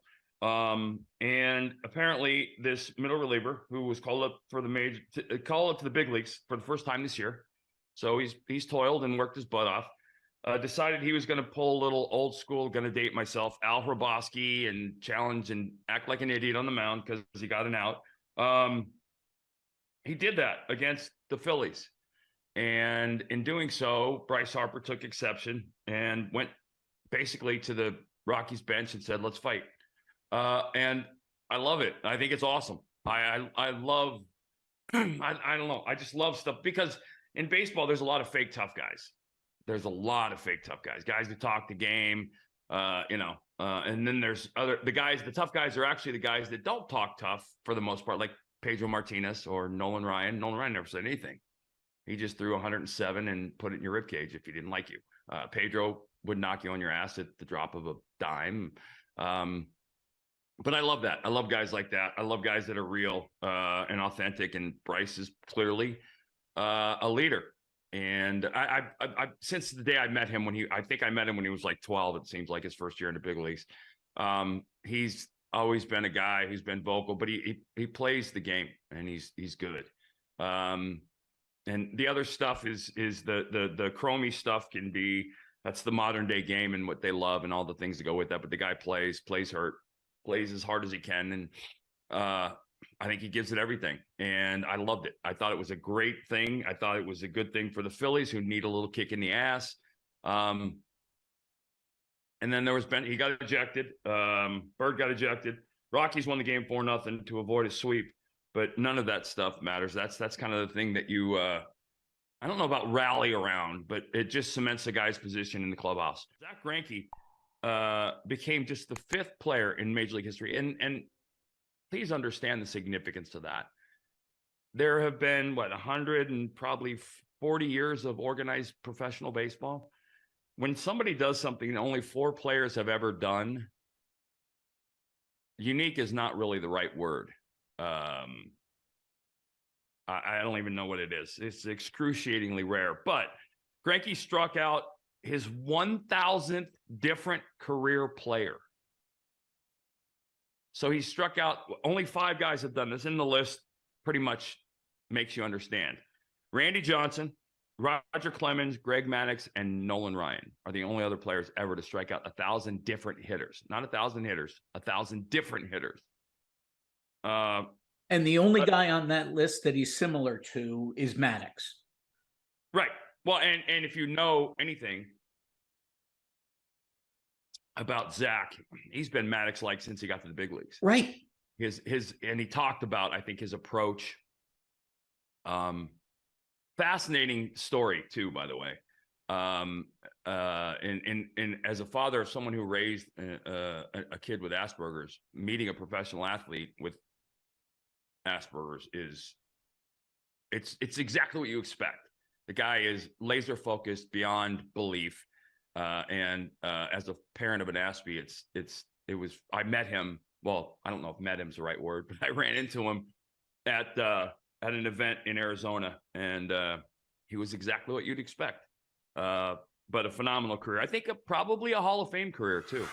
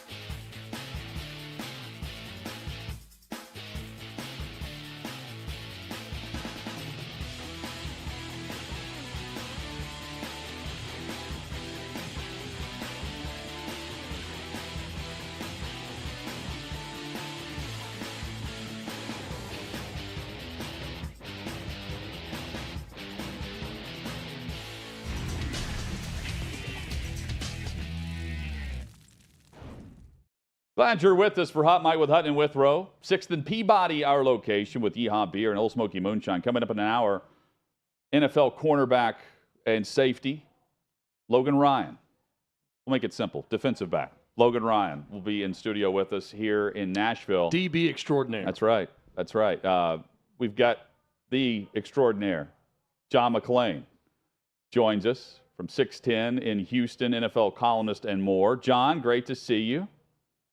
Thank you guys very much. I appreciate you having me on as always. No doubt. Same here. Thank you for joining us. So let's just dive straight into this. So the idea that the NFL is potentially going to vote through a fair catch rule, much like we have in college right now, where if you catch it inside the 25 on a kickoff, if you call for a fair catch, the ball's going to go to the 25. That's all for player health and safety. And they're going to do that vote and pass that, potentially. Maybe it doesn't pass, but we'll see. And then the day prior or a couple days prior, they're going to vote through flex scheduling for Thursday night football. Another example of how they're going to say one thing here and do the opposite there, all for the sake of $1 billion contract. It's a lot of money, and that's the way the NFL operates. They have not done the kind of job they want to curtail the injuries on kickoffs. I had two guys I covered with the Texans who were paralyzed. Both of them had to retire. They got their feeling back, but they had to retire because of kickoffs. And I thought someday they might just put the ball at the 25-yard line. I'm for anything that helps injuries, and all their studies have shown there's more on kickoffs than any other thing. So I got no problem with anything they want to do to cut down the injuries. And the thing that I have a problem with on the Thursday night flex scheduling is because the fans. I know that when the Texans play the Titans, they're called the traveling Texans. They may have 3,000 fans that make that trip because, number one, it's a great city. Number two, it's a short trip. And number three, everybody likes going to Nashville. So if you pay for your ticket, and they buy those tickets before the season, and they get their plane tickets and their hotel room. So all of a sudden, you may be going into a hotel that is booked. You're going to have your plane. You're going to have to change it. The NFL's not going to pay your change fee, and it might the price of the ticket be jacked up anyway. It's going to discourage fans from making tickets. Now, if you're a fan of the Texans, you can go ahead and do that, because they're not going to get any games flex this season. But if you're fans of a good team, you got to worry about it. And Jerry Jones said some quote that only 7% of fans get to go to an NFL game. Everybody else watches on TV. Well, that's fine unless you're one of the 7%. And the NFL's not going to reimburse you. So I like what the owners who are against it said. But everything the NFL does to make money, of course, they don't have enough money. They're headed to the poorhouse. So they need to milk every last dollar they can out of the fans. John McClain with us. John, I want to get back to the kickoff rule in a moment from the special teams aspect, but let's stick on the Thursday night football flexing, because they got this vote to pass with exactly the amount of votes that Goodell needed. They tabled this in March. They took a straw poll instead of having an official vote, which would have failed, for this to pass on teams being flexed from week 13 to week 17. Now, we learned through articles and reports, the one I'm looking at is Pro Football Talk, the Saints and Commanders flipped their vote from no to yes. I'm curious what you think Goodell did between March and May to get this done. Probably promised them something they wanted. He's not going to give them money, of course, but there's going to be something they want down the line. He went to owners, and in this case, the president of the Commanders, because they don't really have an owner. It's certainly not going to be Daniel Snyder. As far as the Saints, I don't know. But Goodell twists a lot. He's good at arm twisting and elbow bending and arm twisting, all those things for backdoor politics. Nobody was as good as Pete Rozelle, the late great commissioner of the NFL. But Roger Goodell's pretty good at it. And so he got just enough to turn to help him get it passed. Does it say anything about the teams who voted no? Giants, Jets, I know the Packers did as well, the Lions, there were two others. The teams that voted no, are you reading into any of that at all? And if you had that many owners say no, there had to be others that were at least considering saying no initially to this proposal. I'm sure there were some on the fence. They had a lot of guys will just go along for what's best for the league. Bud Adams, the late owner of the Titans, founded the Oilers. I was told for decades that Bud would go into the meetings. He wouldn't say a lot, but whatever the league thought was best, he almost always bought in and voted that way. And because he thought that's what's best for the league, not what's best for the individual team. A lot of teams do what they think is best for them. In this case, with these rules, they'll do it for 2 or 3 years, and then we'll forget about when it even started. What you're going to have is, I think, you're just going to have fewer fans make road trips, which is too bad, because I know a lot of them, they have a whole lot of fun when they do make those road trips. I've entertained numerous fans who come from Nashville to Houston to see the Titans and the Texans, and I hate to see them lose out on it, unless they don't have a problem with the change of the date, possible change of the date, and the elevation in the prices it's going to cost for them to come here. John, we've seen in the NFL that they will spread the wealth as long as someone is giving them the wealth when it comes to TV rights and media rights. Is there such thing as being too many places, with the latest example being a playoff game on Peacock? Is there even the possibility the NFL has spread it out too much, or does any of it matter because people are going to watch no matter what? I don't think it matters. They're going to watch the NFL. I remember, because I've been covering this league for 47 years, a lot of voices are doom that said, why in the world would they want to play football on Monday night? Nobody's going to watch it. People are watching, and they list all the shows that were on all the networks. They're not going to watch football. They've just seen football all Saturday with the colleges. They've seen all Sunday with the NFL. It's going to be the ruination of the game. Same thing on Thursday. Same thing when they went to Saturday games. And not everything works. One time they tried games with no announcers where you could just watch it. It was weird. You'd hear the fans. It was an NBC game.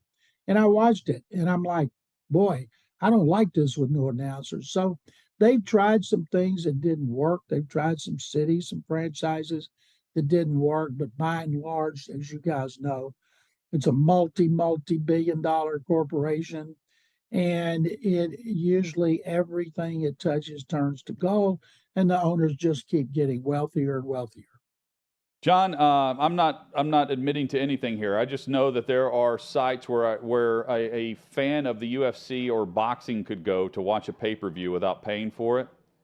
I can't wait to see the lawsuits from the NFL on these same sites because there are going to be fans that figure this out, and the litigation is coming because of the illegal streaming that's going to take place, based on the fact you have to go to all these different apps to find the product or your team if you're out of market. The NFL fought the bars and the sports bars and the restaurants were showing the NFL without paying for it when they had the blackout rules. And eventually they got it worked out, and then there were no blackout rules.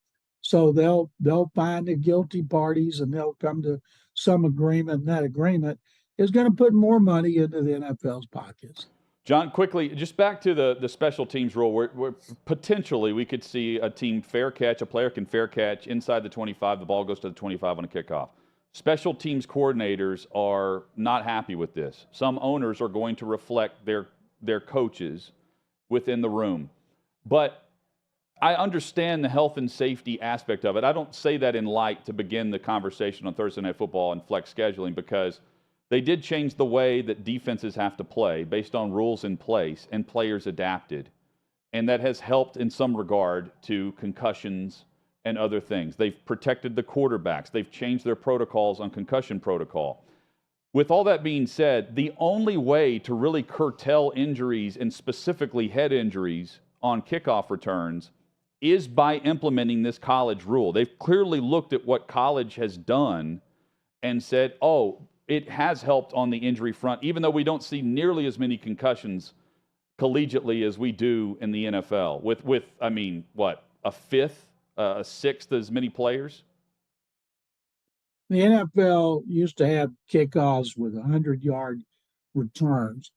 They were not common, but they would have a lot of them over the course of the season. And those kind of kickoff returns were so exciting. Fans loved them.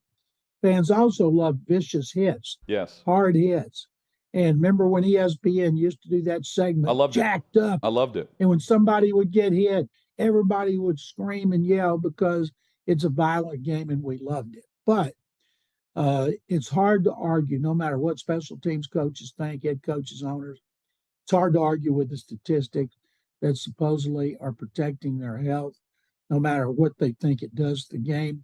The game is so big and it's so good, it would survive almost any rule change unless they decided you couldn't hit the quarterback. John, the great Jim Brown passed away late last week, and I bet you've been on every NFL Network show at some point, every documentary talking about Jim Brown at different spots. What's the first thing that comes to mind when you think about the great Jim Brown? He's the greatest player I've ever seen. And I started watching football in 1960 when I was a kid, and I never mentioned it. And Jim Brown and the Browns were on a lot, and he'd be going up against the Colts and the Giants and all these teams loaded with Hall of Famers, the Packers with Lombardi, and they would, and he was big. He was 6'2" and 230, and he was fast. He wasn't fast when it came to the 40, but nobody caught him from behind. He broke so many tackles. One of the things I love about going to the Pro Football Hall of Fame in Canton, Ohio, is going into the movie part and clicking on a player's name and watching the highlights. I loved watching Earl Campbell run. I loved watching Jim Brown run. And Jim Brown, you talk about a guy that got cheap shotted a lot. You know, a lot of the white guys didn't like him because he was an activist before activism was a big deal, and they were racist, and they would take extra shots at him. And he never let them know that he was hurt. And when he got up, every time he got up really slow. And people asked him, Jim, why do you get up so slow? He said, because if I get hurt and I have to get up slow, I don't want him to know it. His main competition during that period was Packers Hall of Fame fullback Jim Taylor. And they were fullbacks because they played two backfields back then. And Jim Taylor was just the opposite. As soon as he's down, he'd start pushing and kicking for people to get off of him with such contrasting styles. And Jim Brown, I'll go on the internet, look up his greatest runs. you'll be blown away as I always was. John McClain, a Hall of Fame selector for the Pro Football Hall of Fame. John, there are, I don't know how many you can name, but specifically just on the position or just on offense, how many players transcend eras? Because Jim Brown could have played in any era he could play right now. Tom Brady could have played in the 20s, but he's not going to have the numbers that Tom Brady has in the 2010s, right? Like, so point being, Jim Brown could play and dominate right now in this league's, version of what pro football is compared to when he played in the 60s. Well, think about it. He's 6'2" and 230. He could run. He had great balance. He could put his hands down. The guys that would have trouble are the guys that play today that went back in the old days when you could hit them in the face. You could pad up your forearm with anything you want, hit them in the face, hit them in the knees. I knew a player used to put a Phillips screwdriver in his pad, and he'd push it out and try to rip people with his screwdriver. So they had things happen back then. Today they cry and call their mommies, and they'd adjust. Great players, great players. I don't think a lot of great quarterbacks from the old days could play today because it's such a passing game, and there's so much. Back then, a lot of quarterbacks had more interceptions than touchdown passes, like Joe Namath, one of the greatest ever, because they didn't dump the ball off. They threw it down the field against man coverage. So a lot of big cornerbacks because it wasn't all about speed. It was about physicality. But the great coaches, like the great players, and there are guys, Lawrence Taylor, Jerry Rice, Reggie White, Peyton Manning, John Elway, Tom Brady, those guys could play any time, in any era. John, initial feedback on this, because when we start listing the top AFC quarterbacks, Deshaun Watson's pretty far down the list, even with the young crop that we have in the AFC. And when I say pretty far, it's not like he's not outside of the top 10. But when we start listing the competition in the AFC, Cleveland doesn't come to mind initially. What do you expect from Deshaun Watson? Because the last time he was great, you saw him live in Houston, and he was getting the big contract extension. And even on a 4-win team, he was doing everything he possibly could to be a top-tier quarterback in the NFL. What is your expectation for Deshaun Watson, the quarterback?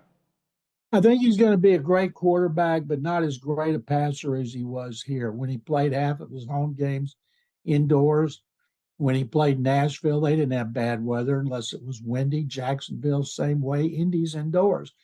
Now, every team in that division plays outside. He's got to play in December and January, and he was not a good cold weather quarterback here, especially when there was wind. He'll have to adjust. I think he'll help the Browns win. The Browns haven't had a 4,000-yard passer since 1980, and Watson was coming close to 5,000, but he's going to have to adjust his game, and I don't think he will. Statistics will not bear out that he was as great as he was here, but he could play on more winners because the Browns are loaded with talent on both sides of the ball. At one point here, in his first 3 years, the Texans were loaded with talent on both sides of the ball. They had Watson and Watt and Hopkins and Clowney and the Honey Badger. They had some stars, and now when it comes to stars, they have. Yep. John, thank you as always, and we can't wait to see you whenever the Texans visit the Titans here in Nashville. Well, I look forward to seeing you guys. You never know. I may be up there before training camp. Appreciate it as always. Come see us, John. We'll have some moonshine ready for we'll you. hit Broadway. That's Get right. to the Pedal Tavern with John McClain. Thank you, When's John. the last time you guys had Broadway? Oh, wow. I mean, Y'all go home at This night morning. and you go to bed. Hutton woke up on Broadway this morning. What are you talking about? Well, you'll lead the band on one of these Broadway bars with us, John, next time you're in town. I can't wait. Thanks very much. Yeah, there's John McClain. Thanks, John. Follow him on social at McClain_on_NFL. One of the best right there. He's the man. Chad, when we come back, a lot to discuss from Big Ben and others. The Steelers and Roethlisberger, Kenny Pickett, we're going to hit that. And the discussion where Ben Roethlisberger was brutally honest with himself and with fans and with Kenny Pickett. And also Tiger Woods. We know he's not going to be available for the U.S. Open. Is he done for this calendar year? That's next on Hot Mic.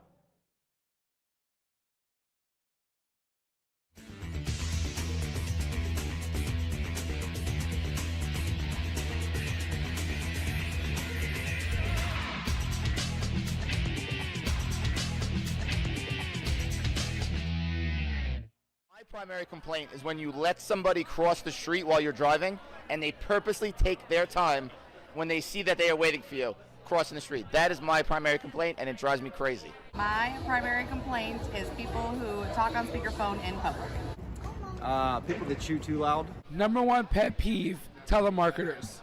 Number 2 pet peeve, when people don't understand the menu that they're serving.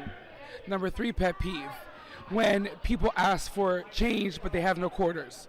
Number 4 pet peeve, parallel parking. My primary complaint is I can't just go to a bar and have a nice quiet beer. There's all this live music every freaking where. Like, I'm just trying to go to a bar, relax, have a beer, watch the game, but no, we gotta have these guitar players and these bands. Why can't I just hang out and just relax, have a beer, and watch the Memphis Grizzlies? I mean, is that too much to ask? I do not appreciate or condone anybody that litters. I think you gotta keep your planet clean. It's turning your nose up to everybody that has to clean your up with littering. My primary complaint would be wobbly tables at restaurants. Another pet peeve I have is no courtesy flushing. No one believes in that. I believe in it. Thank you. Another pet peeve I have is when people have AirPods in. Excuse me. Another pet peeve I have is when people have AirPods in and they're singing louder so everyone can hear what they're not supposed to listen to. And people eat smelly food on the airplane. Dishes left in the sink. My primary complaint is when I'm out to eat with somebody and they bite their fork as they are putting the fork in their mouth to eat. When people bite their fork and scrape that, and when they're eating dinner, you can hear like it's like nails on a chalkboard. Hell no. My primary complaint is when people complain about me when I bite my fork. Those folks who are in the airport talking on their cell phone very loud so everybody else can hear what they're saying even though we really don't care. My primary complaint are drivers who do not stop on a pedestrian crosswalk. Period. My last pet peeve is that when people text you, they text you that they're busy, or if you call them, they answer and say they can't talk. Either way, just don't respond. You can't text me, don't text me back. And if you can't answer the phone, don't answer the phone to tell me you can't talk.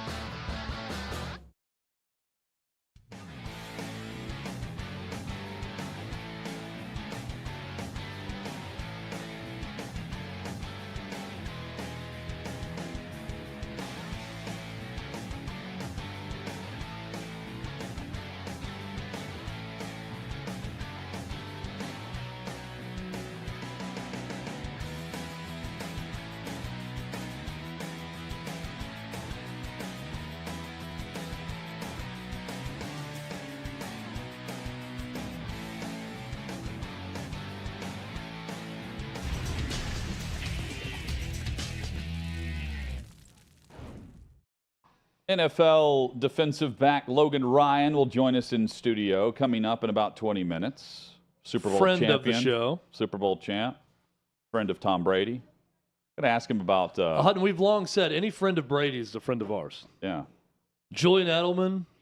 Logan, by the way, of Giselle's old friends, if they're still friends now. He knew that Brady was retiring well before that final game because he had Brady sign something like a football or something on like the final regular season game, or it was around that time with the Buccaneers. Also knew full well when he was in studio with us that Brady when the was Brady playing. stuff was going on. He knew exactly what was happening. I think so. We'll ask him. He knew. Yeah, well, I mean, they were posting photos at one of Logan's charity events, both couples together. He knew. We'll ask him, but he knew.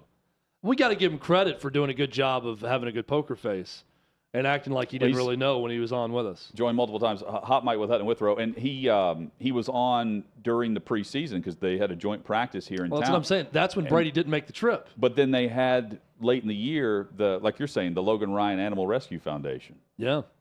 He knew. So you're right. We'll get to the bottom of it. Logan, why did you lie to us? He probably knows. Logan probably knows if Tiger's going to play again this calendar year. He's got sources. I hope so, but at the same time, Chad, like the PGA Tour right now, and not even the Tour. The Tour is really entertaining, but the major championships, I didn't even think about Tiger Woods for the PGA Championship. I'm with you. And that's really the first time, and it had to do with the fact he wasn't playing, but at the same time, it was Koepka, the storylines of John Rahm going in, Koepka, in his own words, choking at the Masters. And it's not even about the LIV versus PGA headline, which is very surprising to me as to why I didn't think about Tiger Woods. I want to, though. I want Tiger to keep playing. But at the same time, he's had that surgery on his ankle. And the last time we saw him, he couldn't get around the course due to the conditions. I don't want him playing unless he actually feels like he can contend. Contend meaning I would start with just making the cut. And right now, it doesn't seem like that's close to being where he's going to be by the calendar year, which would be any of the major championships, which is what he said he was gunning for whenever the year started. Well, he's definitely out of the U.S. Open. He is not on the invite list. He's bowed out of that as he recovers. And the British Open is also something that he holds near and dear to him, but that's also pushing it based on the fact that that's in July. So I don't expect him to play. Do you? No, I don't. Really the only shot when he had the ankle injury and the surgery, I think everyone was saying, well, maybe by the British Open. But that was kind of a long shot. I don't expect him to play the rest of the year. I also don't expect him to be retired. I think he's going to play again at some point. Maybe it's in time for the Masters next year. The Genesis Invitational was the one that sort of kickstarted this one before the Masters. Maybe it's an event like that, but he's not done, but he's 2023 done.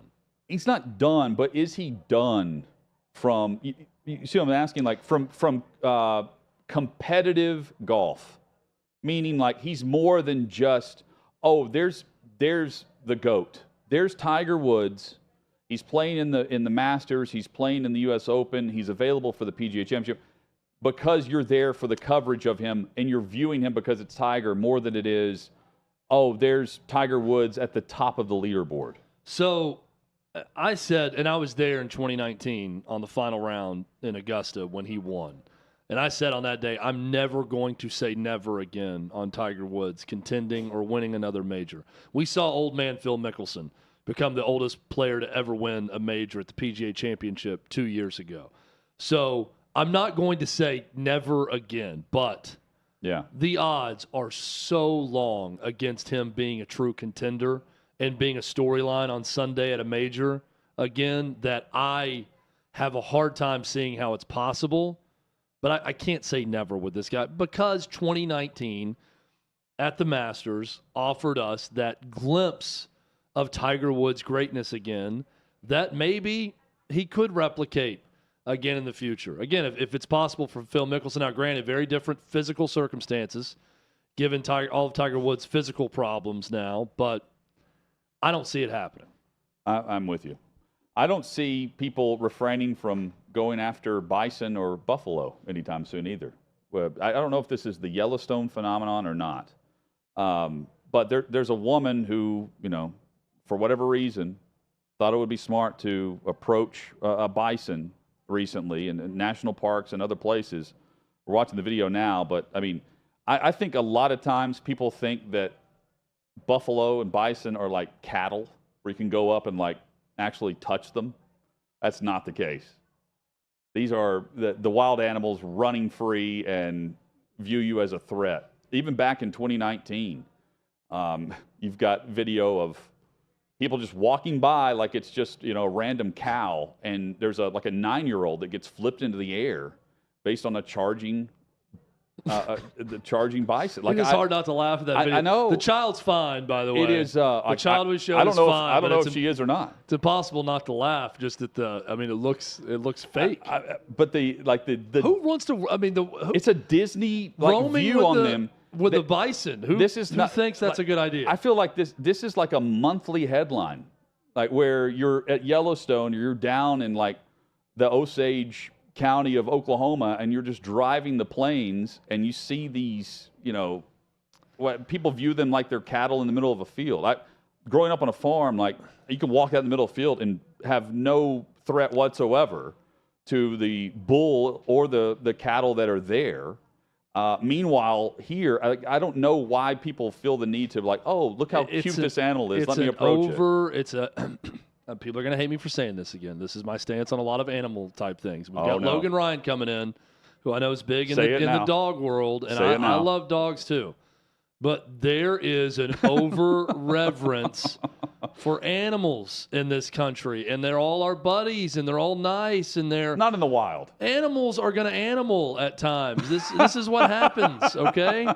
You have to respect the animal. If you see a beast the size of a bison in the wild, Brahma, you can't let this. You're too on. There was a great line in the latest Succession where someone was accused of being too online with their response to something. You are too online if you have been convinced that all animals are friendly and they're our friend and they're not here to hurt us, and us, the big bad humans, are the only one out there hurting animals. No, you are in their domain. That bison can kill you, and will kill you if you're in its way. You get out in the water, that shark will kill you. It's not your friend. Tigers, not your friends. Lions, not your friends. Smaller animals than that, not your friend if you are in the way of something. They don't have humanity in them the way we do. They don't care. That bison, Hutton, we watched that video. I felt a little bad laughing at that 9-year-old that got flipped in the air doing that. Because I'm a human. That bison didn't care. You think that bison was upset about flipping the 9-year-old or thought twice about it? No, because animals aren't human. Humans here, animals here. God made it so. Dominion, humans over animals for a reason. Very simple. You know what's great? Bison burgers. They are. Now that's where Ted's Montana Grill. That's where I'll cozy up to a bison. Chad, you and I at the bar of a Ted's Montana Grill. We have had many a lunch with those there. little pickles. Yes. They give you on the side too. Yes. Also, someone in the chat, let us know which pickles those are. Ted's Montana Grill. Give me your favorite Ted's Montana Grill order. Mine is the George's Cadillac with the barbecue sauce. That bison burger. I just go with the classic delicious. cheeseburger though. That's also very good. I mean, it's just keep it simple. Can't go wrong. They have a bison and blue salad. Yes. As well. I love a good salad. Terrific spot. The Nuggets are headed to the NBA Finals for the first time in franchise history. Was it 47 years? That was the wait. There's one organization, there's one franchise that's waited longer. And they've been close, but have never been able to kick down the door. We'll discuss that franchise and compare it to the wait of the Denver Nuggets, where I don't think they're feeling any pressure. I really don't. And it's bizarre because they're the best team in the league. We were told it was the Celtics. They play tonight. They'll be done soon. Headlines next.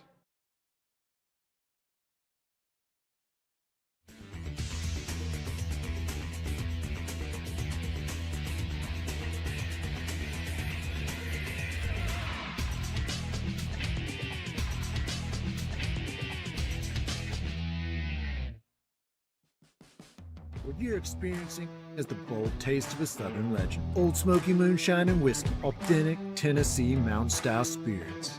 We believe in crafting flavors that were born from tradition but defy expectation, and pioneering a new experience with every sip. Because if it doesn't do this, it ain't this. Old Smoky Moonshine and Whiskey. Come on.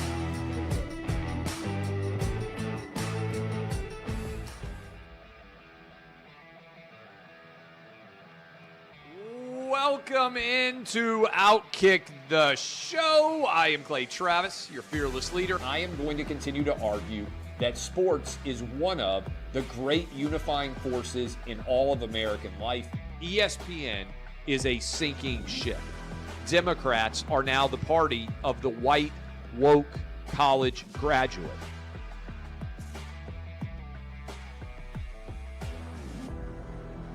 We live in a land of participation trophies. You gotta lean into the turns. You really gotta lean into the turns. When Leah Thomas walked in that first day, it got silent, and every girl was uncomfortable. Very difficult to go back-to-back years in the NFL with the #1 overall pick. I've been out of LA long enough to have forgotten that libs, no matter how ridiculous the scenario, are gonna live. Another week of inflation, another week with Biden with COVID, and another set of losers to crown. People don't watch the WNBA on TV, in person, on a plane, on a train, on a bus, or on purpose. The scary thing, Tommy, is in the history of this government, I've never seen them give anything back that they've taken. Oh no, they never do. And they won't. We've seen coaches throw water bottles. We've seen coaches act like idiots. We've seen coaches slap other coaches. But I think if you're involved in carjacking, you're inherently a rotten human being. The level of stupid that sometimes gets on our YouTube chat just gives me a headache. You're born a male, play with males. You're born a female, play with females. Don't at me about it, people. I believe this person is the greatest player anybody alive will ever see. How can you hate Derek Jeter? A guy's on-base percentage tells me his batting eye, and a guy's slugging percentage tells me if he's a threat. That's the kind of guy that throws a no-hitter, that effectively wild guy.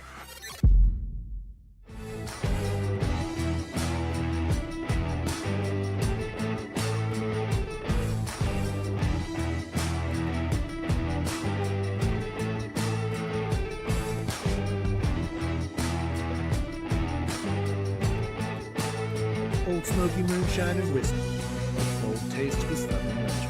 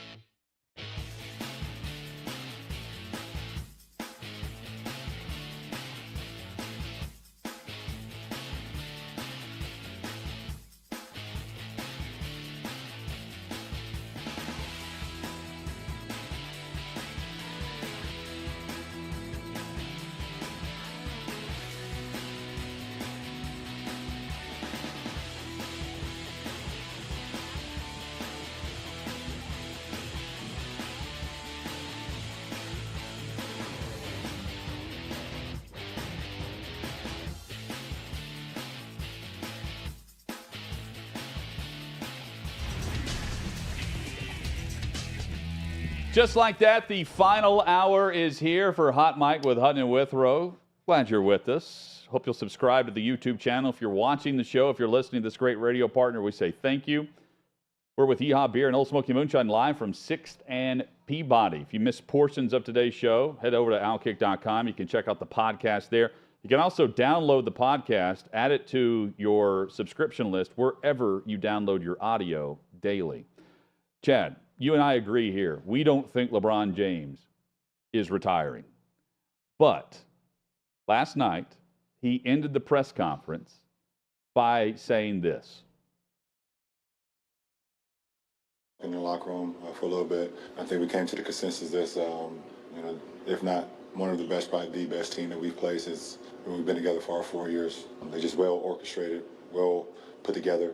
They have scoring, they have shooting, they have playmaking, they have smarts, they have length, they have depth. And one thing about their team, when you have a guy like Joker, who, as big as he is, but also as cerebral he is, you can't really make many mistakes versus a guy like that. And even when you guard him for one of the best possessions that you think you've guarded him, he puts the ball behind his head, Larry Bird style, and shoots it 50 feet in the air, and it goes in. I think he did it like 4 or 5 times this series. Jokic headed to the NBA Finals. LeBron headed home.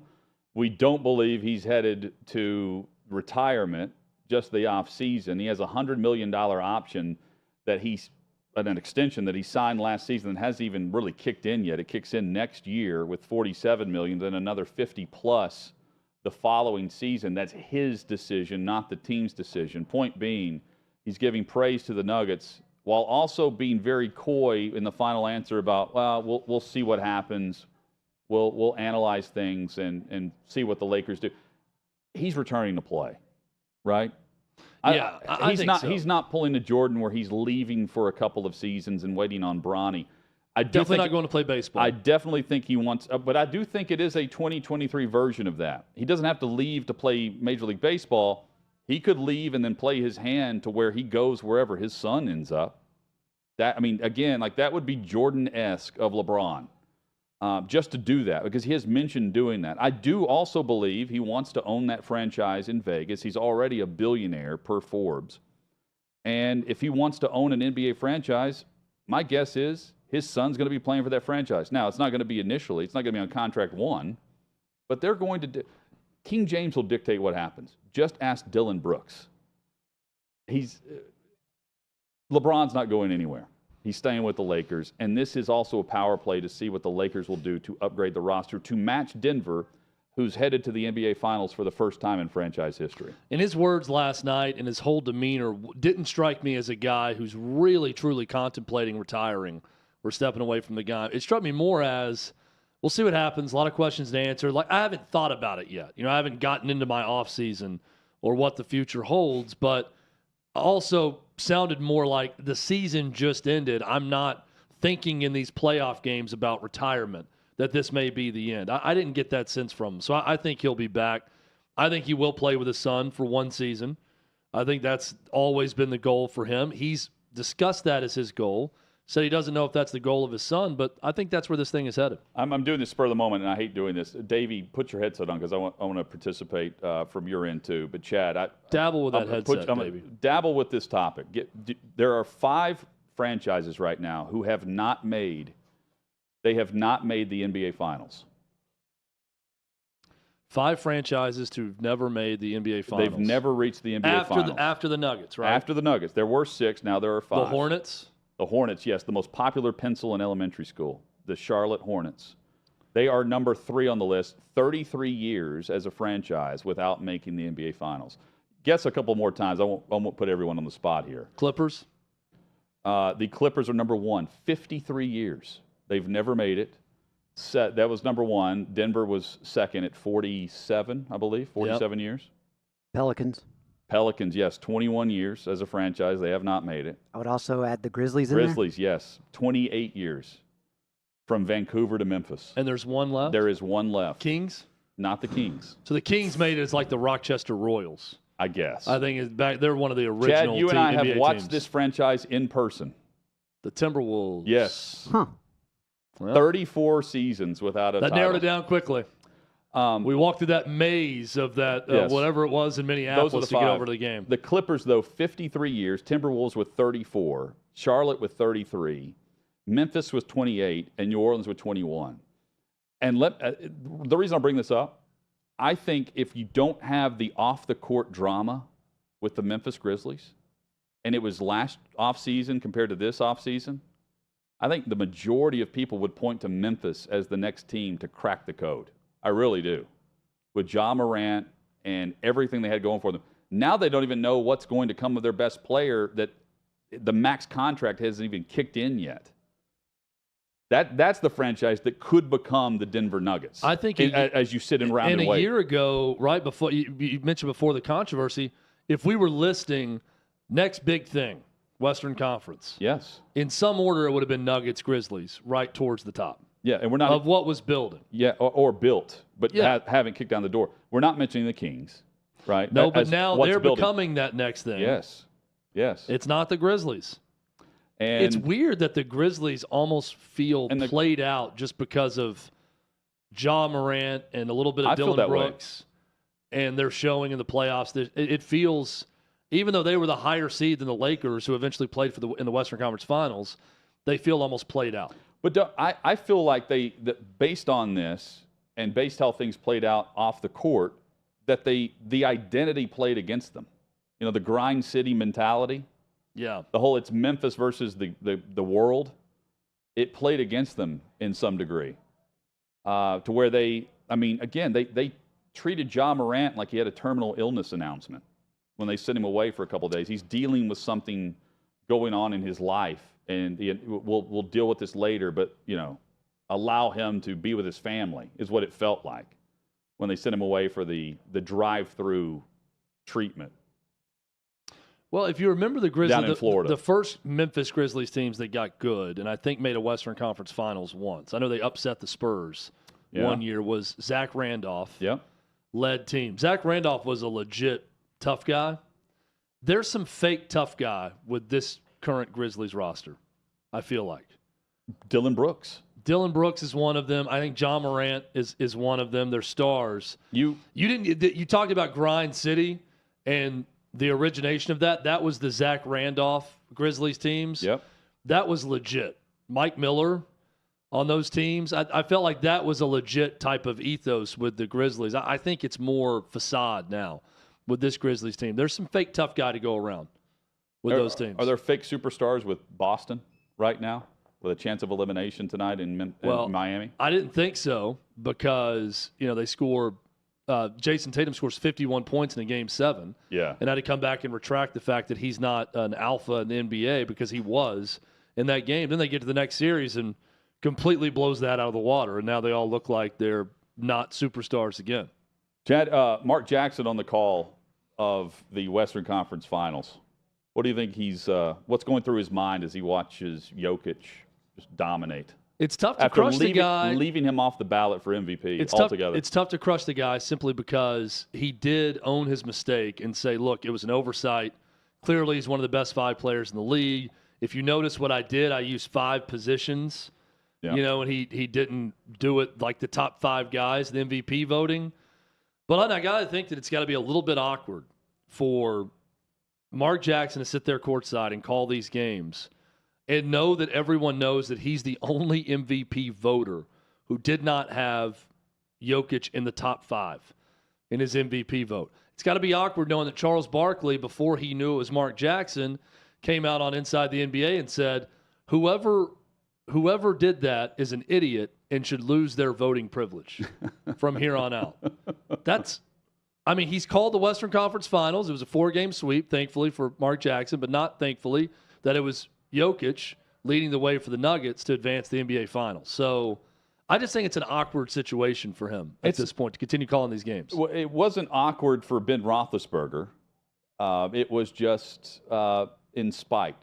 He was rooting against Kenny Pickett in Pittsburgh and said as much, Chad. And you commend him for this. The brutal honesty of, hey, I wouldn't say that I wanted this dude to fail, but I would say I didn't want him to be so great that everyone forgot about me, Big Ben, in Pittsburgh. Because towards the end of his final year in Pittsburgh, it was bad. Like if we're listing off the worst starting quarterbacks in December that year, Ben Roethlisberger is close to the top of my list. It was that bad. However, they were a 12-win team the season prior to Big Ben's final year. And, Chad, I understand why they ran it back. I also understand why they moved on. And Roethlisberger wasn't ready for that.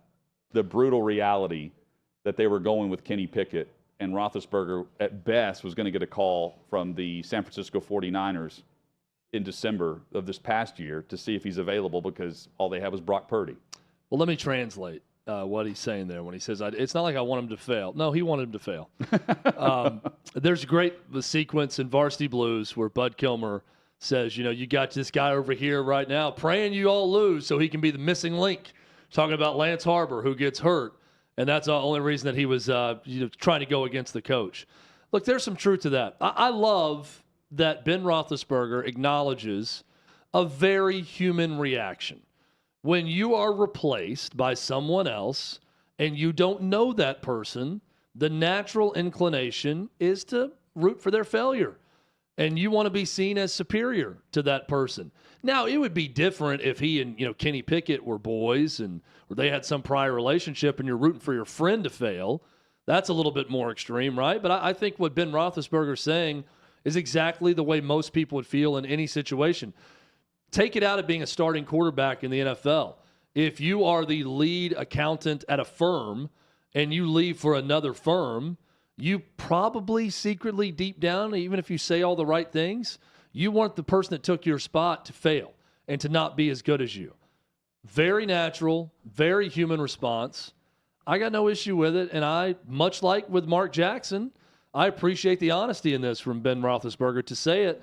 And now he's saying, I'm not rooting against him anymore. Also, I think that certainly can evolve also. Give anything a little bit of time, and it's not the freshness of it that's there, and you mellow, you chill out on things, and this is one of those cases. What do you think, Davey? I was going to say the other thing about this situation is Pickett already being in Pittsburgh as a Panther, like a lot of those fans are also thinking like, hey, this is the guy that, has grown up in this area for the last several years.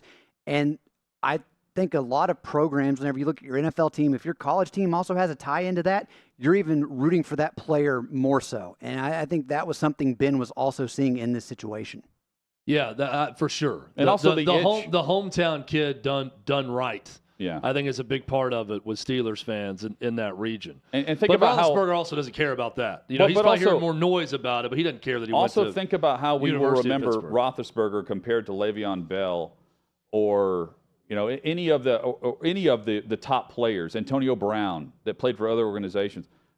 The one team aspect plays a factor moving forward, and also the September mentality is different than the December mentality, where you feel great and it's week 1. And you're not the quarterback of the Steelers. If you were going to be critical, and then it's week 17, you're like, I'm glad I'm not the quarterback of the Steelers. Look, if you're going to be critical of Ben Roethlisberger in any way for this, my one critique would be, are you really that insecure about your legacy as a Steelers great and quarterback to worry whether or not Kenny Pickett succeeds in year 1, right? Yeah. It's almost like you should feel this, I've accomplished I think it, it's natural. I've done it. I'm off in the sunset now, and I wish this kid the best, but I've already been there and done that. I think it's a natural feeling, though, right, when you've been in the organization that long. And they've always deferred to you, and for the first time, they didn't. Do you think Logan Ryan has rooted against guys who've replaced him when he's moved on to another team? Yeah, especially if he was being honest, he'd tell us that he has. Players that get number 26, absolutely. I would.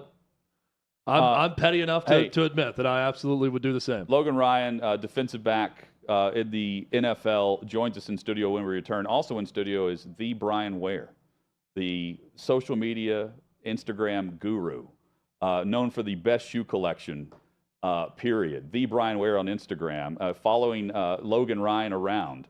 I say that in jest, but I do know where they came from, and they walk the streets, probably doing a shoot for whatever shoes Logan is wearing currently. So we'll ask about that. They look expensive. Yes.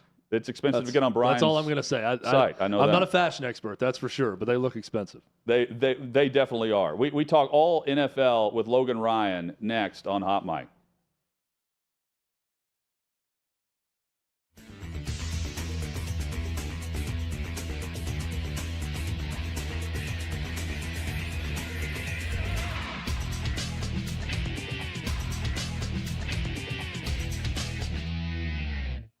Primary complaint is when you let somebody cross the street while you're driving and they purposely take their time when they see that they are waiting for you crossing the street. That is my primary complaint, and it drives me crazy. My primary complaint is people who talk on speakerphone in public. People that chew too loud. Number 1 pet peeve, telemarketers. Number 2 pet peeve, when people don't understand the menu that they're serving. Number 3 pet peeve, when people ask for change but they have no quarters. Number 4 pet peeve, parallel parking. My primary complaint is I can't just go to a bar and have a nice quiet beer. There's all this live music every freaking where. Like, I'm just trying to go to a bar, relax, have a beer, watch the game, but no, we gotta have these guitar players and these bands. Why can't I just hang out and just relax, have a beer, and watch the Memphis Grizzlies? I mean, is that too much to ask? I do not appreciate or condone anybody that litters. I think you gotta keep your planet clean. It's turning your nose up to everybody that has to clean your up. Quit littering. My primary complaint would be wobbly tables at restaurants. Another pet peeve I have is no courtesy flushing. No one believes in that. I believe in it. Thank you. Another pet peeve I have is when people have AirPods in. Excuse me. Another pet peeve I have is when people have AirPods in and they're singing louder so everyone can hear what they're not supposed to listen to. When people eat smelly food on the airplane. Dishes left in the sink. My primary complaint is when I'm out to eat with somebody and they bite their fork as they are putting the fork in their mouth to eat. When people bite their fork and scrape that, and when they're eating dinner, you can hear like it's like nails on a chalkboard. Hell no. My primary complaint is when people complain about me when I bite my fork. Those folks who are in the airport talking on their cell phone very loud so everybody else can hear what they're saying even though we really don't care. My primary complaint are drivers who do not stop on a pedestrian crosswalk. Period. My last pet peeve is that when people text you, they text you that they're busy, or if you call them, they answer and say they can't talk. Either way, just don't respond. You can't text me, don't text me back. And if you can't answer the phone, don't answer the phone to tell me you can't talk.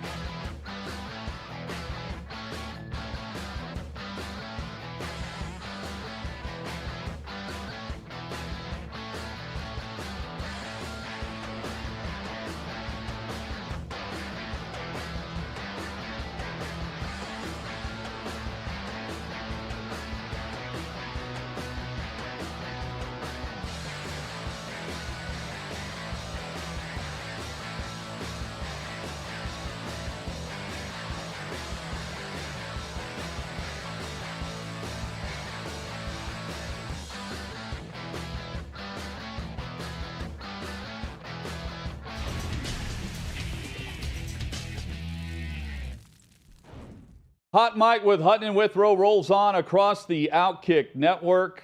In studio with us here at 6th and Peabody with Yeehaw Beer and Old Smoky Moonshine.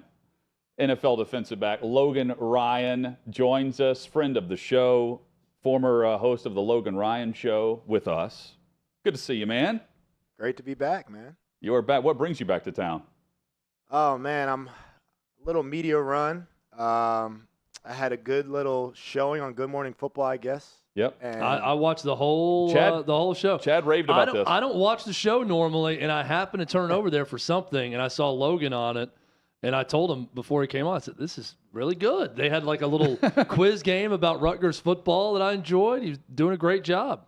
Yeah, they gave me some story time segments, allow me just to, the way I kind of talk about football is always in stories, and I just have a memory from a lot of games, and I'm able just to bring them up. And I told them that, and they really let me just – here's 5 minutes talk. Here's, they didn't baby me. They allowed me to lead segments, and obviously I have Jason on there, another former Titan. Yep. So we're having our little banter that I have with the Cordies all the time. So it was really fun, and I had a lot of fun doing it. I turned down a lot of interviews and TV stuff because of my family, and I want to be home, and I want to, focus on the things that I'm doing at the time. But right now, it's like, you know what, let's keep it running. So I got some hits in Nashville this week. I'll be with you guys today. Bobby Bones podcast tomorrow, and some other stuff going. So I love coming back here to see how much the city grew, and it's crazy. So I'm curious. Last time you joined us, I think it was right after Brady retired.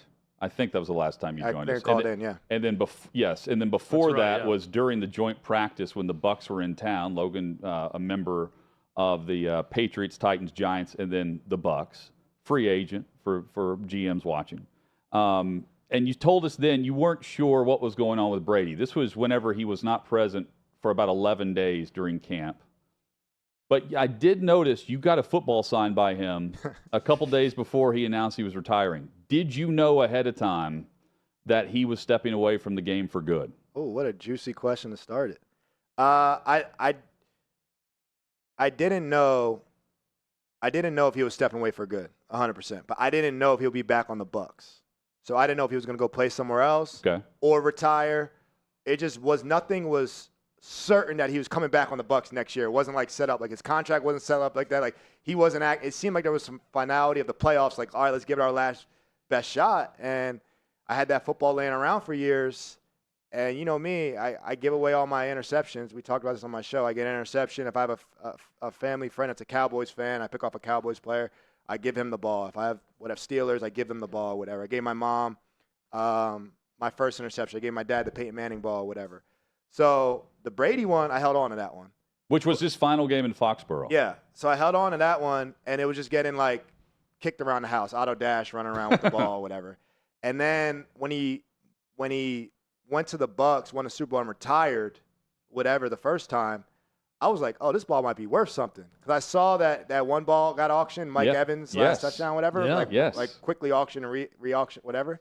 It was like $500,000 or something. I was like, hold on, let me pick this ball, put it on the shelf. So I put it on the shelf in my office, and it was sitting there. And then we went along the season. I was busy. He was busy. We're really tight because, obviously we knew each other. So I was like, you know what, man, the season's winding down. We're heading to the playoffs. Let me bring some things in and get signed. So I had some Brady jerseys, and I kind of just, like, left it in his locker. I'm like, hey, man, I left some stuff, in your locker for you to sign. There's a little note, like, who's it to or whatever. He was like, yeah, no, I got you, whatever you need, buddy. And I just, like, put, like, your last pass as a Patriot with a smiley face.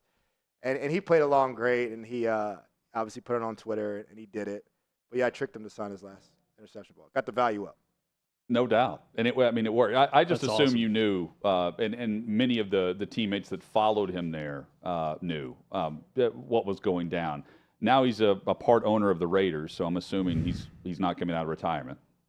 It's final. Where does Brady rank as you've had a lot of teammates over the course of your college pro career, right? Where does Brady rank as teammates you've had along the way?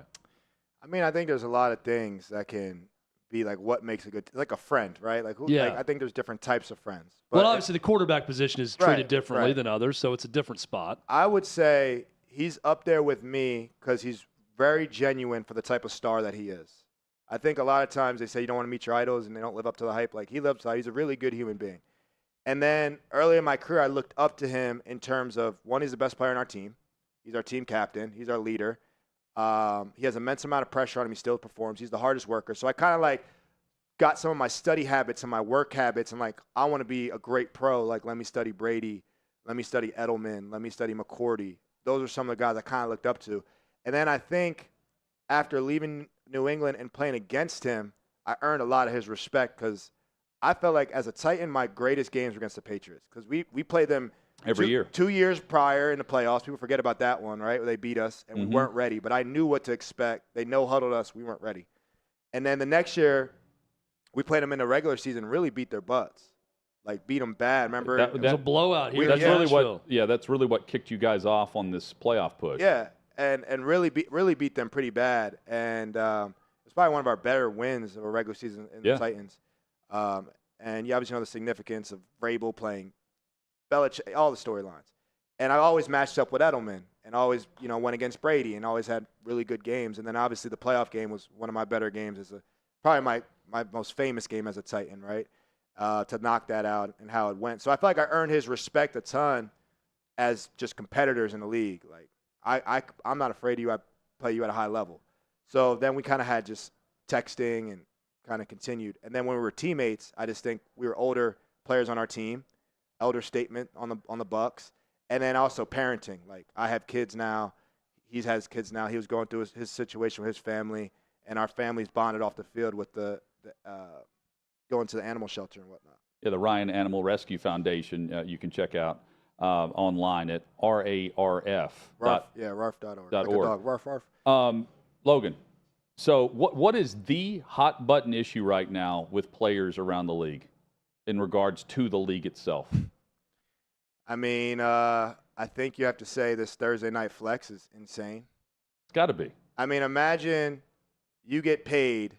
You can lose your job on a bad week, right? So performance is 100%. You could be the best practice player in the world, and if you just have a bad playoff game or a bad couple weeks, a bad string of things, you don't get 30, 60 games like an MLB player to find your swing, And you could be remembered for that. Yeah. So careers are written really quickly in NFL. It's really short. So we have so many performances, and we prepare all week for this one performance.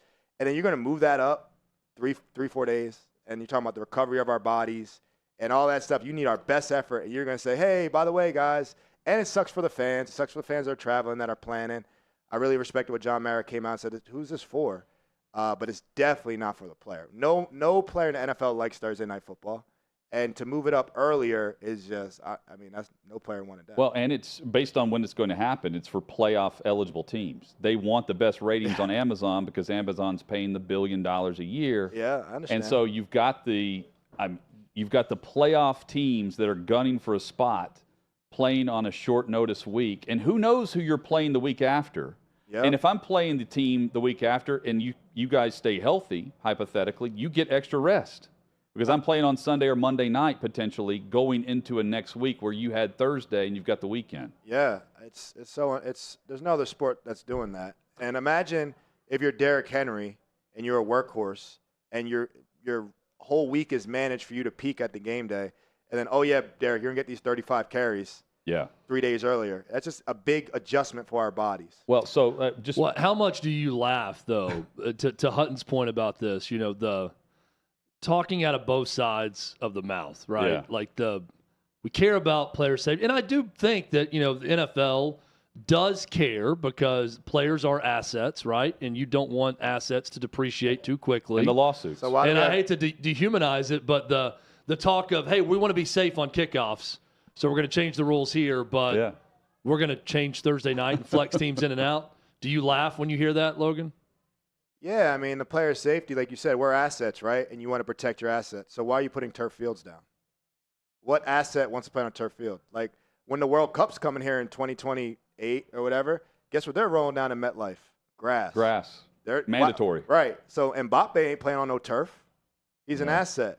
So why is Derrick Henry playing on turf? Why are we rolling that down? That no player has ever pulled like, I feel better on turf. I feel faster on turf. I recover better on turf. It doesn't. No, we all think turf stinks, and we have to do it, and it's worse on our bodies. Recovery's worse, and you literally get way more lower body injuries on it. Logan Ryan in studio with us here on Hot Mic with Hutton and Withrow. So I'll be real with you, man. I have ripped apart the Players Union for the NFL, the NFLPA, compared to the NBA and Major League Baseball in particular. Because the reason why they can vote this through in May for the upcoming season is because of the Players Association and the collective bargaining agreement. And for the life of me, I don't know why, and it starts with the quarterbacks, by the way. I feel like Lamar Jackson tried to change up a bit of what we were seeing. He was demanding the fully guaranteed deal. Deshaun Watson got it. The other owners hate the Haslams for it. But Deshaun Watson got it, and Lamar Jackson was saying, hey, I would like to set a precedent. Now Joe Burrow is going to eventually be the highest paid player per year on annual average value, but it's not going to matter because it's not going to be fully guaranteed. Yeah. And I'm thinking, based on the way the CBA is set up in the NFL compared to the other, in Major League Baseball, fully guaranteed, and the owners are still paying those money, and they're still making a boatload. In the NBA, the players run the league. And in the NFL, you're told in May that you could potentially play on Thursday night on 15 days' notice for the upcoming season. Yeah, there's a huge difference there. I can go in on you on this because I was a player rep for a long time. So I would say the reason why the NFL players have the least amount of power, one, we have the shortest career span. So you're telling guys that are going to play an average of 2 years, sit out a year and strike. We have the largest union. So we have the most players. The NBA has a roster of 15, 13 guys, right? We have a roster of 53. Right. With the shortest span, with the best amateur sport called the SEC. So those players will come up. But you also hold the most valuable position in sports, the quarterback position. Yeah, but they had the least amount of time to get that money. And the NFL has been the only major league sport to unsuccessfully strike. We've never done. They locked us out in 2011, and players were back asking for a new deal. We have the richest owners in all of sport, the most powerful 32 men in the country, right? So they have more money than NBA owners. They have more money than MLB owners. They're smarter, and I feel like they play the most hardball. So it's hard. Yes, I agree. I didn't vote for 17 games. The Titans, I was a Titans rep. I said no, right? But what is my alternative? Tell these guys to sit out a year and miss a year's salary because the unions, our players, I represent all our players. And our players don't want to do that. And at the time, you were on your second deal, right? Yeah. Yeah, which meant you got paid.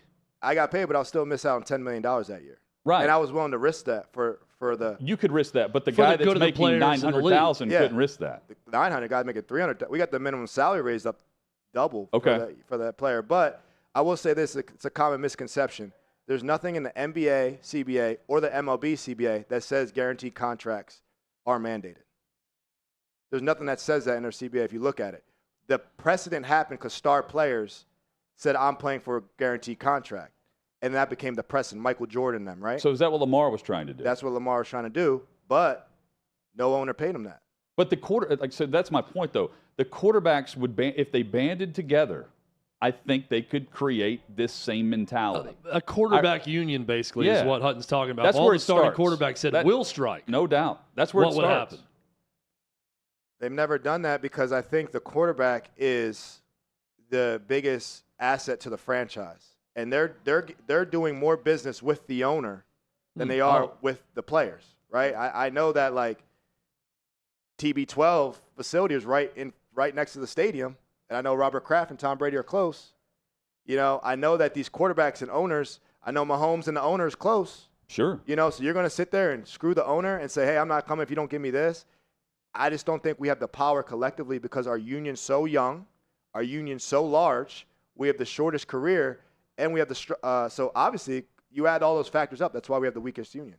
So I'm watching Winning Time on HBO. Great show about the Lakers in the 80s. And the knock, and you're starting to see it now, was that Dr. Jerry Buss and Magic Johnson, they were in cahoots. They were too buddy-buddy. He was hanging out and partying with the owner, and the other players in the locker room, Kareem Abdul-Jabbar included, didn't trust Magic Johnson because they looked at him as management at that point because he was so close with the owner.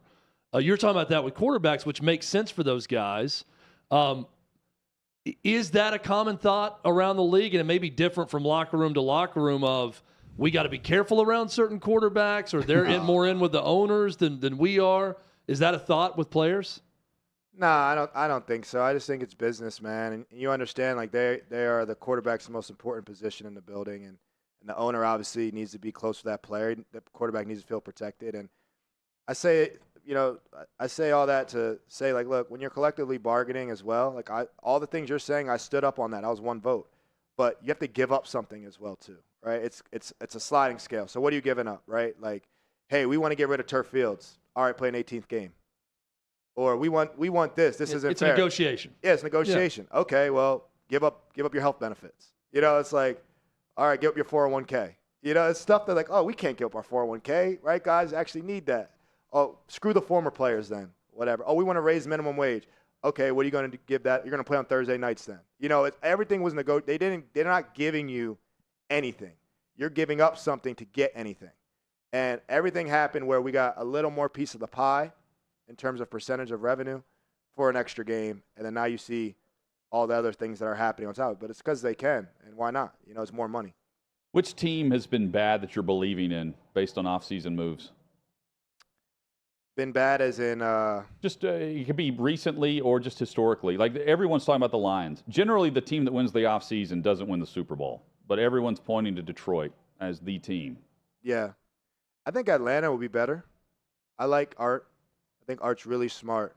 Art definitely earns his job. He's a great schematic. He's great in the red area, and he's got just good football players. And I think that's a lot how the 49ers are built, a little positionless. They just have good offensive weapons.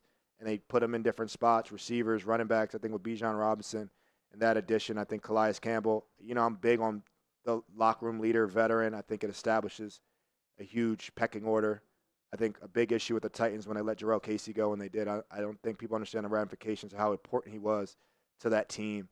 It's hard to replace. So I like what Atlanta. I think they're going for it, and I think the NFC South's a little more open with Brady gone, obviously. The Saints will be better with Derek Carr. But I think, and then obviously the Panthers are interesting. So that's an interesting division. Have you ever thought about coaching?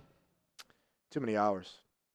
I coach my son, undefeated, 5U soccer team. Chad's coaching now. 2 seasons in a row. Coach my daughter's softball team and now her travel team too. Not undefeated, but hey, we're one of 3 teams still playing in the tournament, so we're doing okay. We run a triangle offense. Pep Guardiola, we're moving the ball around. Nice. But ultimate football. I just think the NFL, man, that's a coaching fraternity, and you miss a lot of time with your family, and I financially don't have to do that. So if I could change the game and cut the hours in half, I would, but I don't know if they're going to let me in doing that. All right, right now, I'm a believer in OTAs don't really matter that much.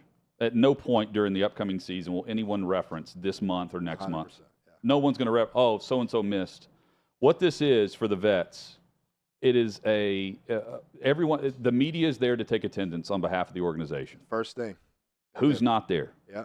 What, as a player, and you're always there. Most of the players go.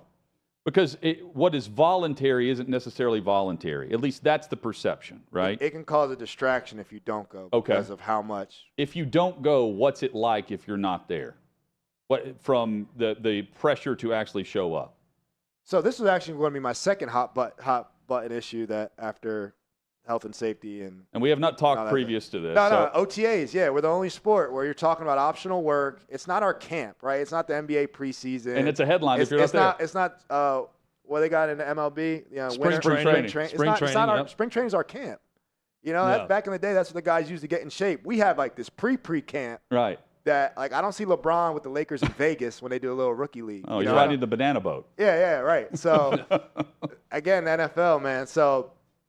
Yeah, I think I think some coaches handle it differently, and they'll really communicate. Like, I think the media blows out of proportion, but some coaches be like, look, I understand you want to be with your family if you live in a different state in the off season and got kids. So I think it was really some more understanding about that. But if you're in town or you're just live out here, then yeah, I mean, they're going to 100% expect you to be there. If you're a new player, new scheme, any reason to be there, you're going to have to be there. If you're the guy that's been there and been productive, and then maybe the coach understands. But it really does not matter like that if you know what you're doing.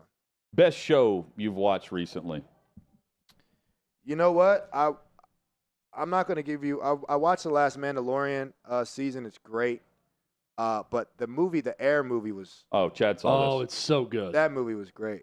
Great soundtrack of 80s music. Yeah, terrific movie. Great cast. Yes. Star-studded cast. Chris Tucker sighting. Chris Tucker was great. I love how they don't show the actor playing Michael Jordan the whole time. Yeah.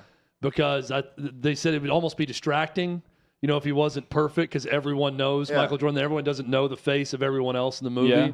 and they do a great job of camera tricks to hide him the entire time when he's in a room. You barely hear his voice talking to someone else at times. I loved it too. So Phil Knight didn't like the idea at first, right? Didn't like the idea of signing Jordan? Yeah. No one did, other than Sonny Vaccaro, is what you learn in this movie. He was the only one standing on a table saying, That's crazy, take our man. entire budget and give it to this one Their guy. basketball division was really small. They're a running company. So they had a small basketball division. They just went like middle-tier players, gave them a little money, and they decided they wanted to put one scout or one person said, let's give all our money to this one guy, Michael Jordan, who they didn't even have ranked highest. And they just went all in pretty much on their entire basketball division on this one move, and obviously it paid them tenfold. Chad and I think that LeBron wants to play with Bronny before he retires. Yeah, I think so. Okay. The headline today is LeBron's hinting at retirement right now. The only way he does that is if he's sitting out to wait on Bronny, and then he's not leaving the NBA yet. Nah, he got, I think, 2 more years. Probably wait for Bronny. He's just tired, man. End of the year. I think of that every year. Man, I'm done. Banged up. I'm done. It's over. What am I going back for? You do that 20 years? He's tired, like, just got swept. Man, I need a break. And then, I think that urge will come back, and he's LeBron. He can do what he wants. He's a billionaire. Yeah. Because of his CBA. But I heard he said that he's still better than 90% of the league, 95% of the league. Why retire? And he probably is when healthy. I mean, he's got the foot problem. He's just banged up. How long does it take, Logan, after a season for you to feel like, okay, I'm ready to play again, and I want to play? What's the time jump to when you feel better about it? It depends on the injuries. Like, I've had 4 surgeries over 10 years, so almost every other off season I'm all right, shipped off to HSS New York, get a surgery in this for 3 months. I got crutches, scooters, you name it in my garage. So my kids are like, what toy we got this year? So some years when I get through it healthy, feeling good, I literally just keep myself away for a couple weeks. Yeah. But I still do some active recovery, some yoga, some basketball, boxing, just different exercise. If I go couch potato mode, my body really hurts. And then other years I'm just rehabbing, doing exact grind straight to the rehab. I've always been told, like I play, I've always been told by coaches, you don't retire in a month that starts with J. Yeah. Because you either feel terrible or you feel so good. And if you feel great, you want to play. And if you're contemplating retirement, you should at least try to make a roster to get one more paycheck. That's the theory. Anyway. Yeah. I mean, I don't know. It's different. You saw what Tyreek Hill said, like, hey, man, when I'm 30, I'm done. He's out. Calling a shot. And I think, perspective has changed because players have so much more ownership of their brands. Like, Tyreek Hill is an entity in himself. He's made a ton of money. He's like, man, why am I going to keep doing this and, getting hit and stuff when you don't have to? So I think back then guys were chasing, just legacy, one franchise. And now you rarely see players play on one franchise their whole career, right? You see Bobby Wagner leave. Why didn't Seattle just keep Bobby Wagner? He's going to leave. Why did Tennessee, again, let go of Jarrell Casey? Why is Tennessee playing with Kevin Byard? Let this dude retire here. He's going to be in the Ring of Fame, But I feel like, as you see it, they're getting more cutthroats, more business savvy on the GM side, less loyalty, and the players are starting to view that as well. Man, why do I owe this city my entire time if they're hardballing me or doing whatever? Final thing for you, and we've got to move fast. Do the players understand the betting policy, the sports betting policy? I don't think they do. I really don't think they do. The league is sending a memo out to agents to spread the word. Yeah. And meanwhile, if you're in a legal state, as long as you're not on team property and you can't bet on the league. You wouldn't bet on an SEC game on a team bus if you knew you were going to miss 8 games, right? I feel like you just didn't know the rule. Do players get the rule? I mean, we'd go a little video every year. You get your HR videos and stuff. Yeah. So you just kind of do that. I mean, I don't really gamble, but I wasn't even sure about the college football. Why does it matter? What inside info do we have? But when you walk out the stadium and you see a gambling sign, or you're playing a game, you look up the scoreboard and they're promoting gambling, but everyone in the stadium can do it. The owner can promote it. Doesn't the owner have some say on the games? Can't he tell? I was thinking the same thing. Front office, owners. Mark Davis does. He's in Vegas. Don't they got some insider info? Hey, pull this guy out in the fourth quarter. I got to bet on this. They got a lot more money to bet, too, those owners. They know whether or not the guy's going to be inactive or not. Yeah. Despite probably a warm-up, raise some an hour red and a half flags before if the game. Mark Davis put down $1 million on the Raiders to lose, though, at some point. I'd say that'd be an issue. Logan, good to see you, man. And what shoes are you wearing? How much are they worth? I don't know. That's a Brian Ware question. Are those Post-it notes on the shoes? Yeah, they're off-white. Shout out to Virgil, man. R.I.P. I love these shoes. So they're pretty new. My wife had a pair for years, and I loved them, so I got me a pair. Real Logan Ryan on social, the Brian Ware as well. You can check out on Instagram and check out the Ryan Animal Rescue Foundation, RARF.org is the website. Logan, good to see you, man. Good to be here, man. Appreciate Always you welcome. guys. Anytime. Thanks for doing this. Always really good. Oh, no problem. Stay tuned. More coming here on Hot Mic.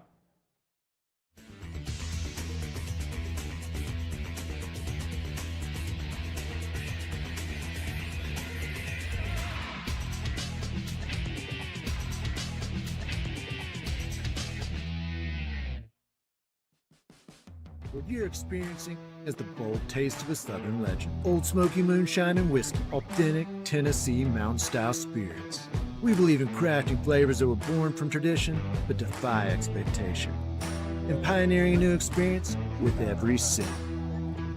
Because if it doesn't do this, it ain't this. Old Smoky Moonshine and Whiskey. Come on.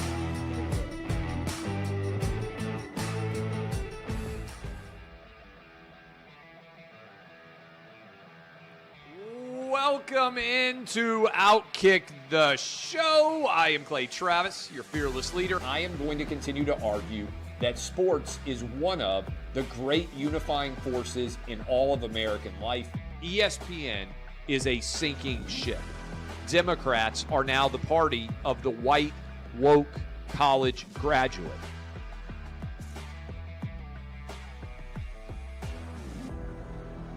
We live in a land of participation trophies. You gotta lean into the turns. You really gotta lean into the turns. When Leah Thomas walked in that first day, it got silent, and every girl was uncomfortable. Very difficult to go back-to-back years in the NFL with the #1 overall pick. I've been out of LA long enough to have forgotten that libs, no matter how ridiculous the scenario, are gonna lib. Another week of inflation, another week with Biden with COVID, and another set of losers to crown. People don't watch the WNBA on TV, in person, on a plane, on a train, on a bus, or on purpose. The scary thing, Tommy, is in the history of this government, I've never seen them give anything back that they've taken. Oh no, they never do. And they won't. We've seen coaches throw water bottles. We've seen coaches act like idiots. We've seen coaches slap other coaches. But I think if you're involved in carjacking, you're inherently a rotten human being. The level of stupid that sometimes gets on our YouTube chat just gives me a headache. You're born a male, play with males. You're born a female, play with females. Don't at me about it, people. I believe this person is the greatest player anybody alive will ever see. How can you hate Derek Jeter? A guy's on-base percentage tells me his batting eye, and a guy's slugging percentage tells me if he's a threat. That's the kind of guy that throws a no-hitter, that effectively wild guy.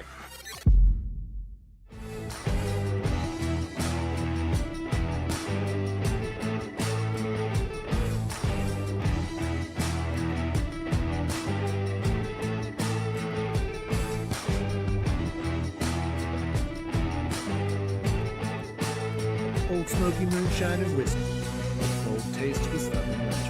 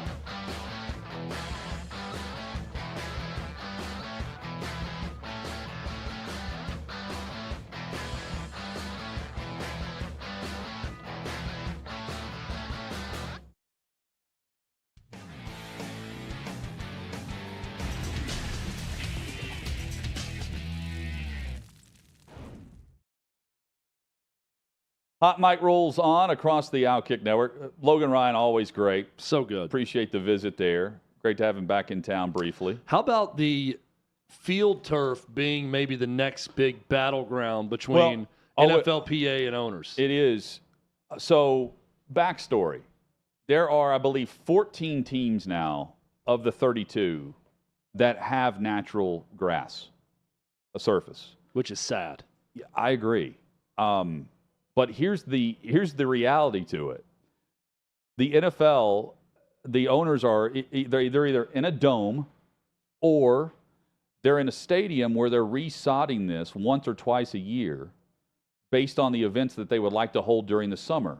The owners, for the most part, have control of their stadiums. However, they'd like to book it. And if you have the grass surface, you know you have 10, potentially 10, it could be 9, 10 games per year, individual days per year that the venue is going to be in use. Beyond that, you'd like to have full stadium, the Garth Brooks, Taylor Swift tour, any CMA Fest, whatever else you want to host. And you're resodding that every time you do that. With the turf, you're not doing that. And in theory, that's why a lot of these stadiums are doing it. Or they're domed and they just don't care. But so let's see, LA with the Rams and the Chargers and Dallas and LA are the two stadiums that have this new turf that actually has to be watered. It's artificial. What? But you water it based on like the coconut shell that's used instead of the rubber. And that's what here in Nashville the Titans are now going to use in this upcoming season and in the new dome. The rest of the league is using this old artificial surface that the players claim is making them more susceptible to injury. The rubber with the black where rubber you see that the comes black off specks of it. that pop up.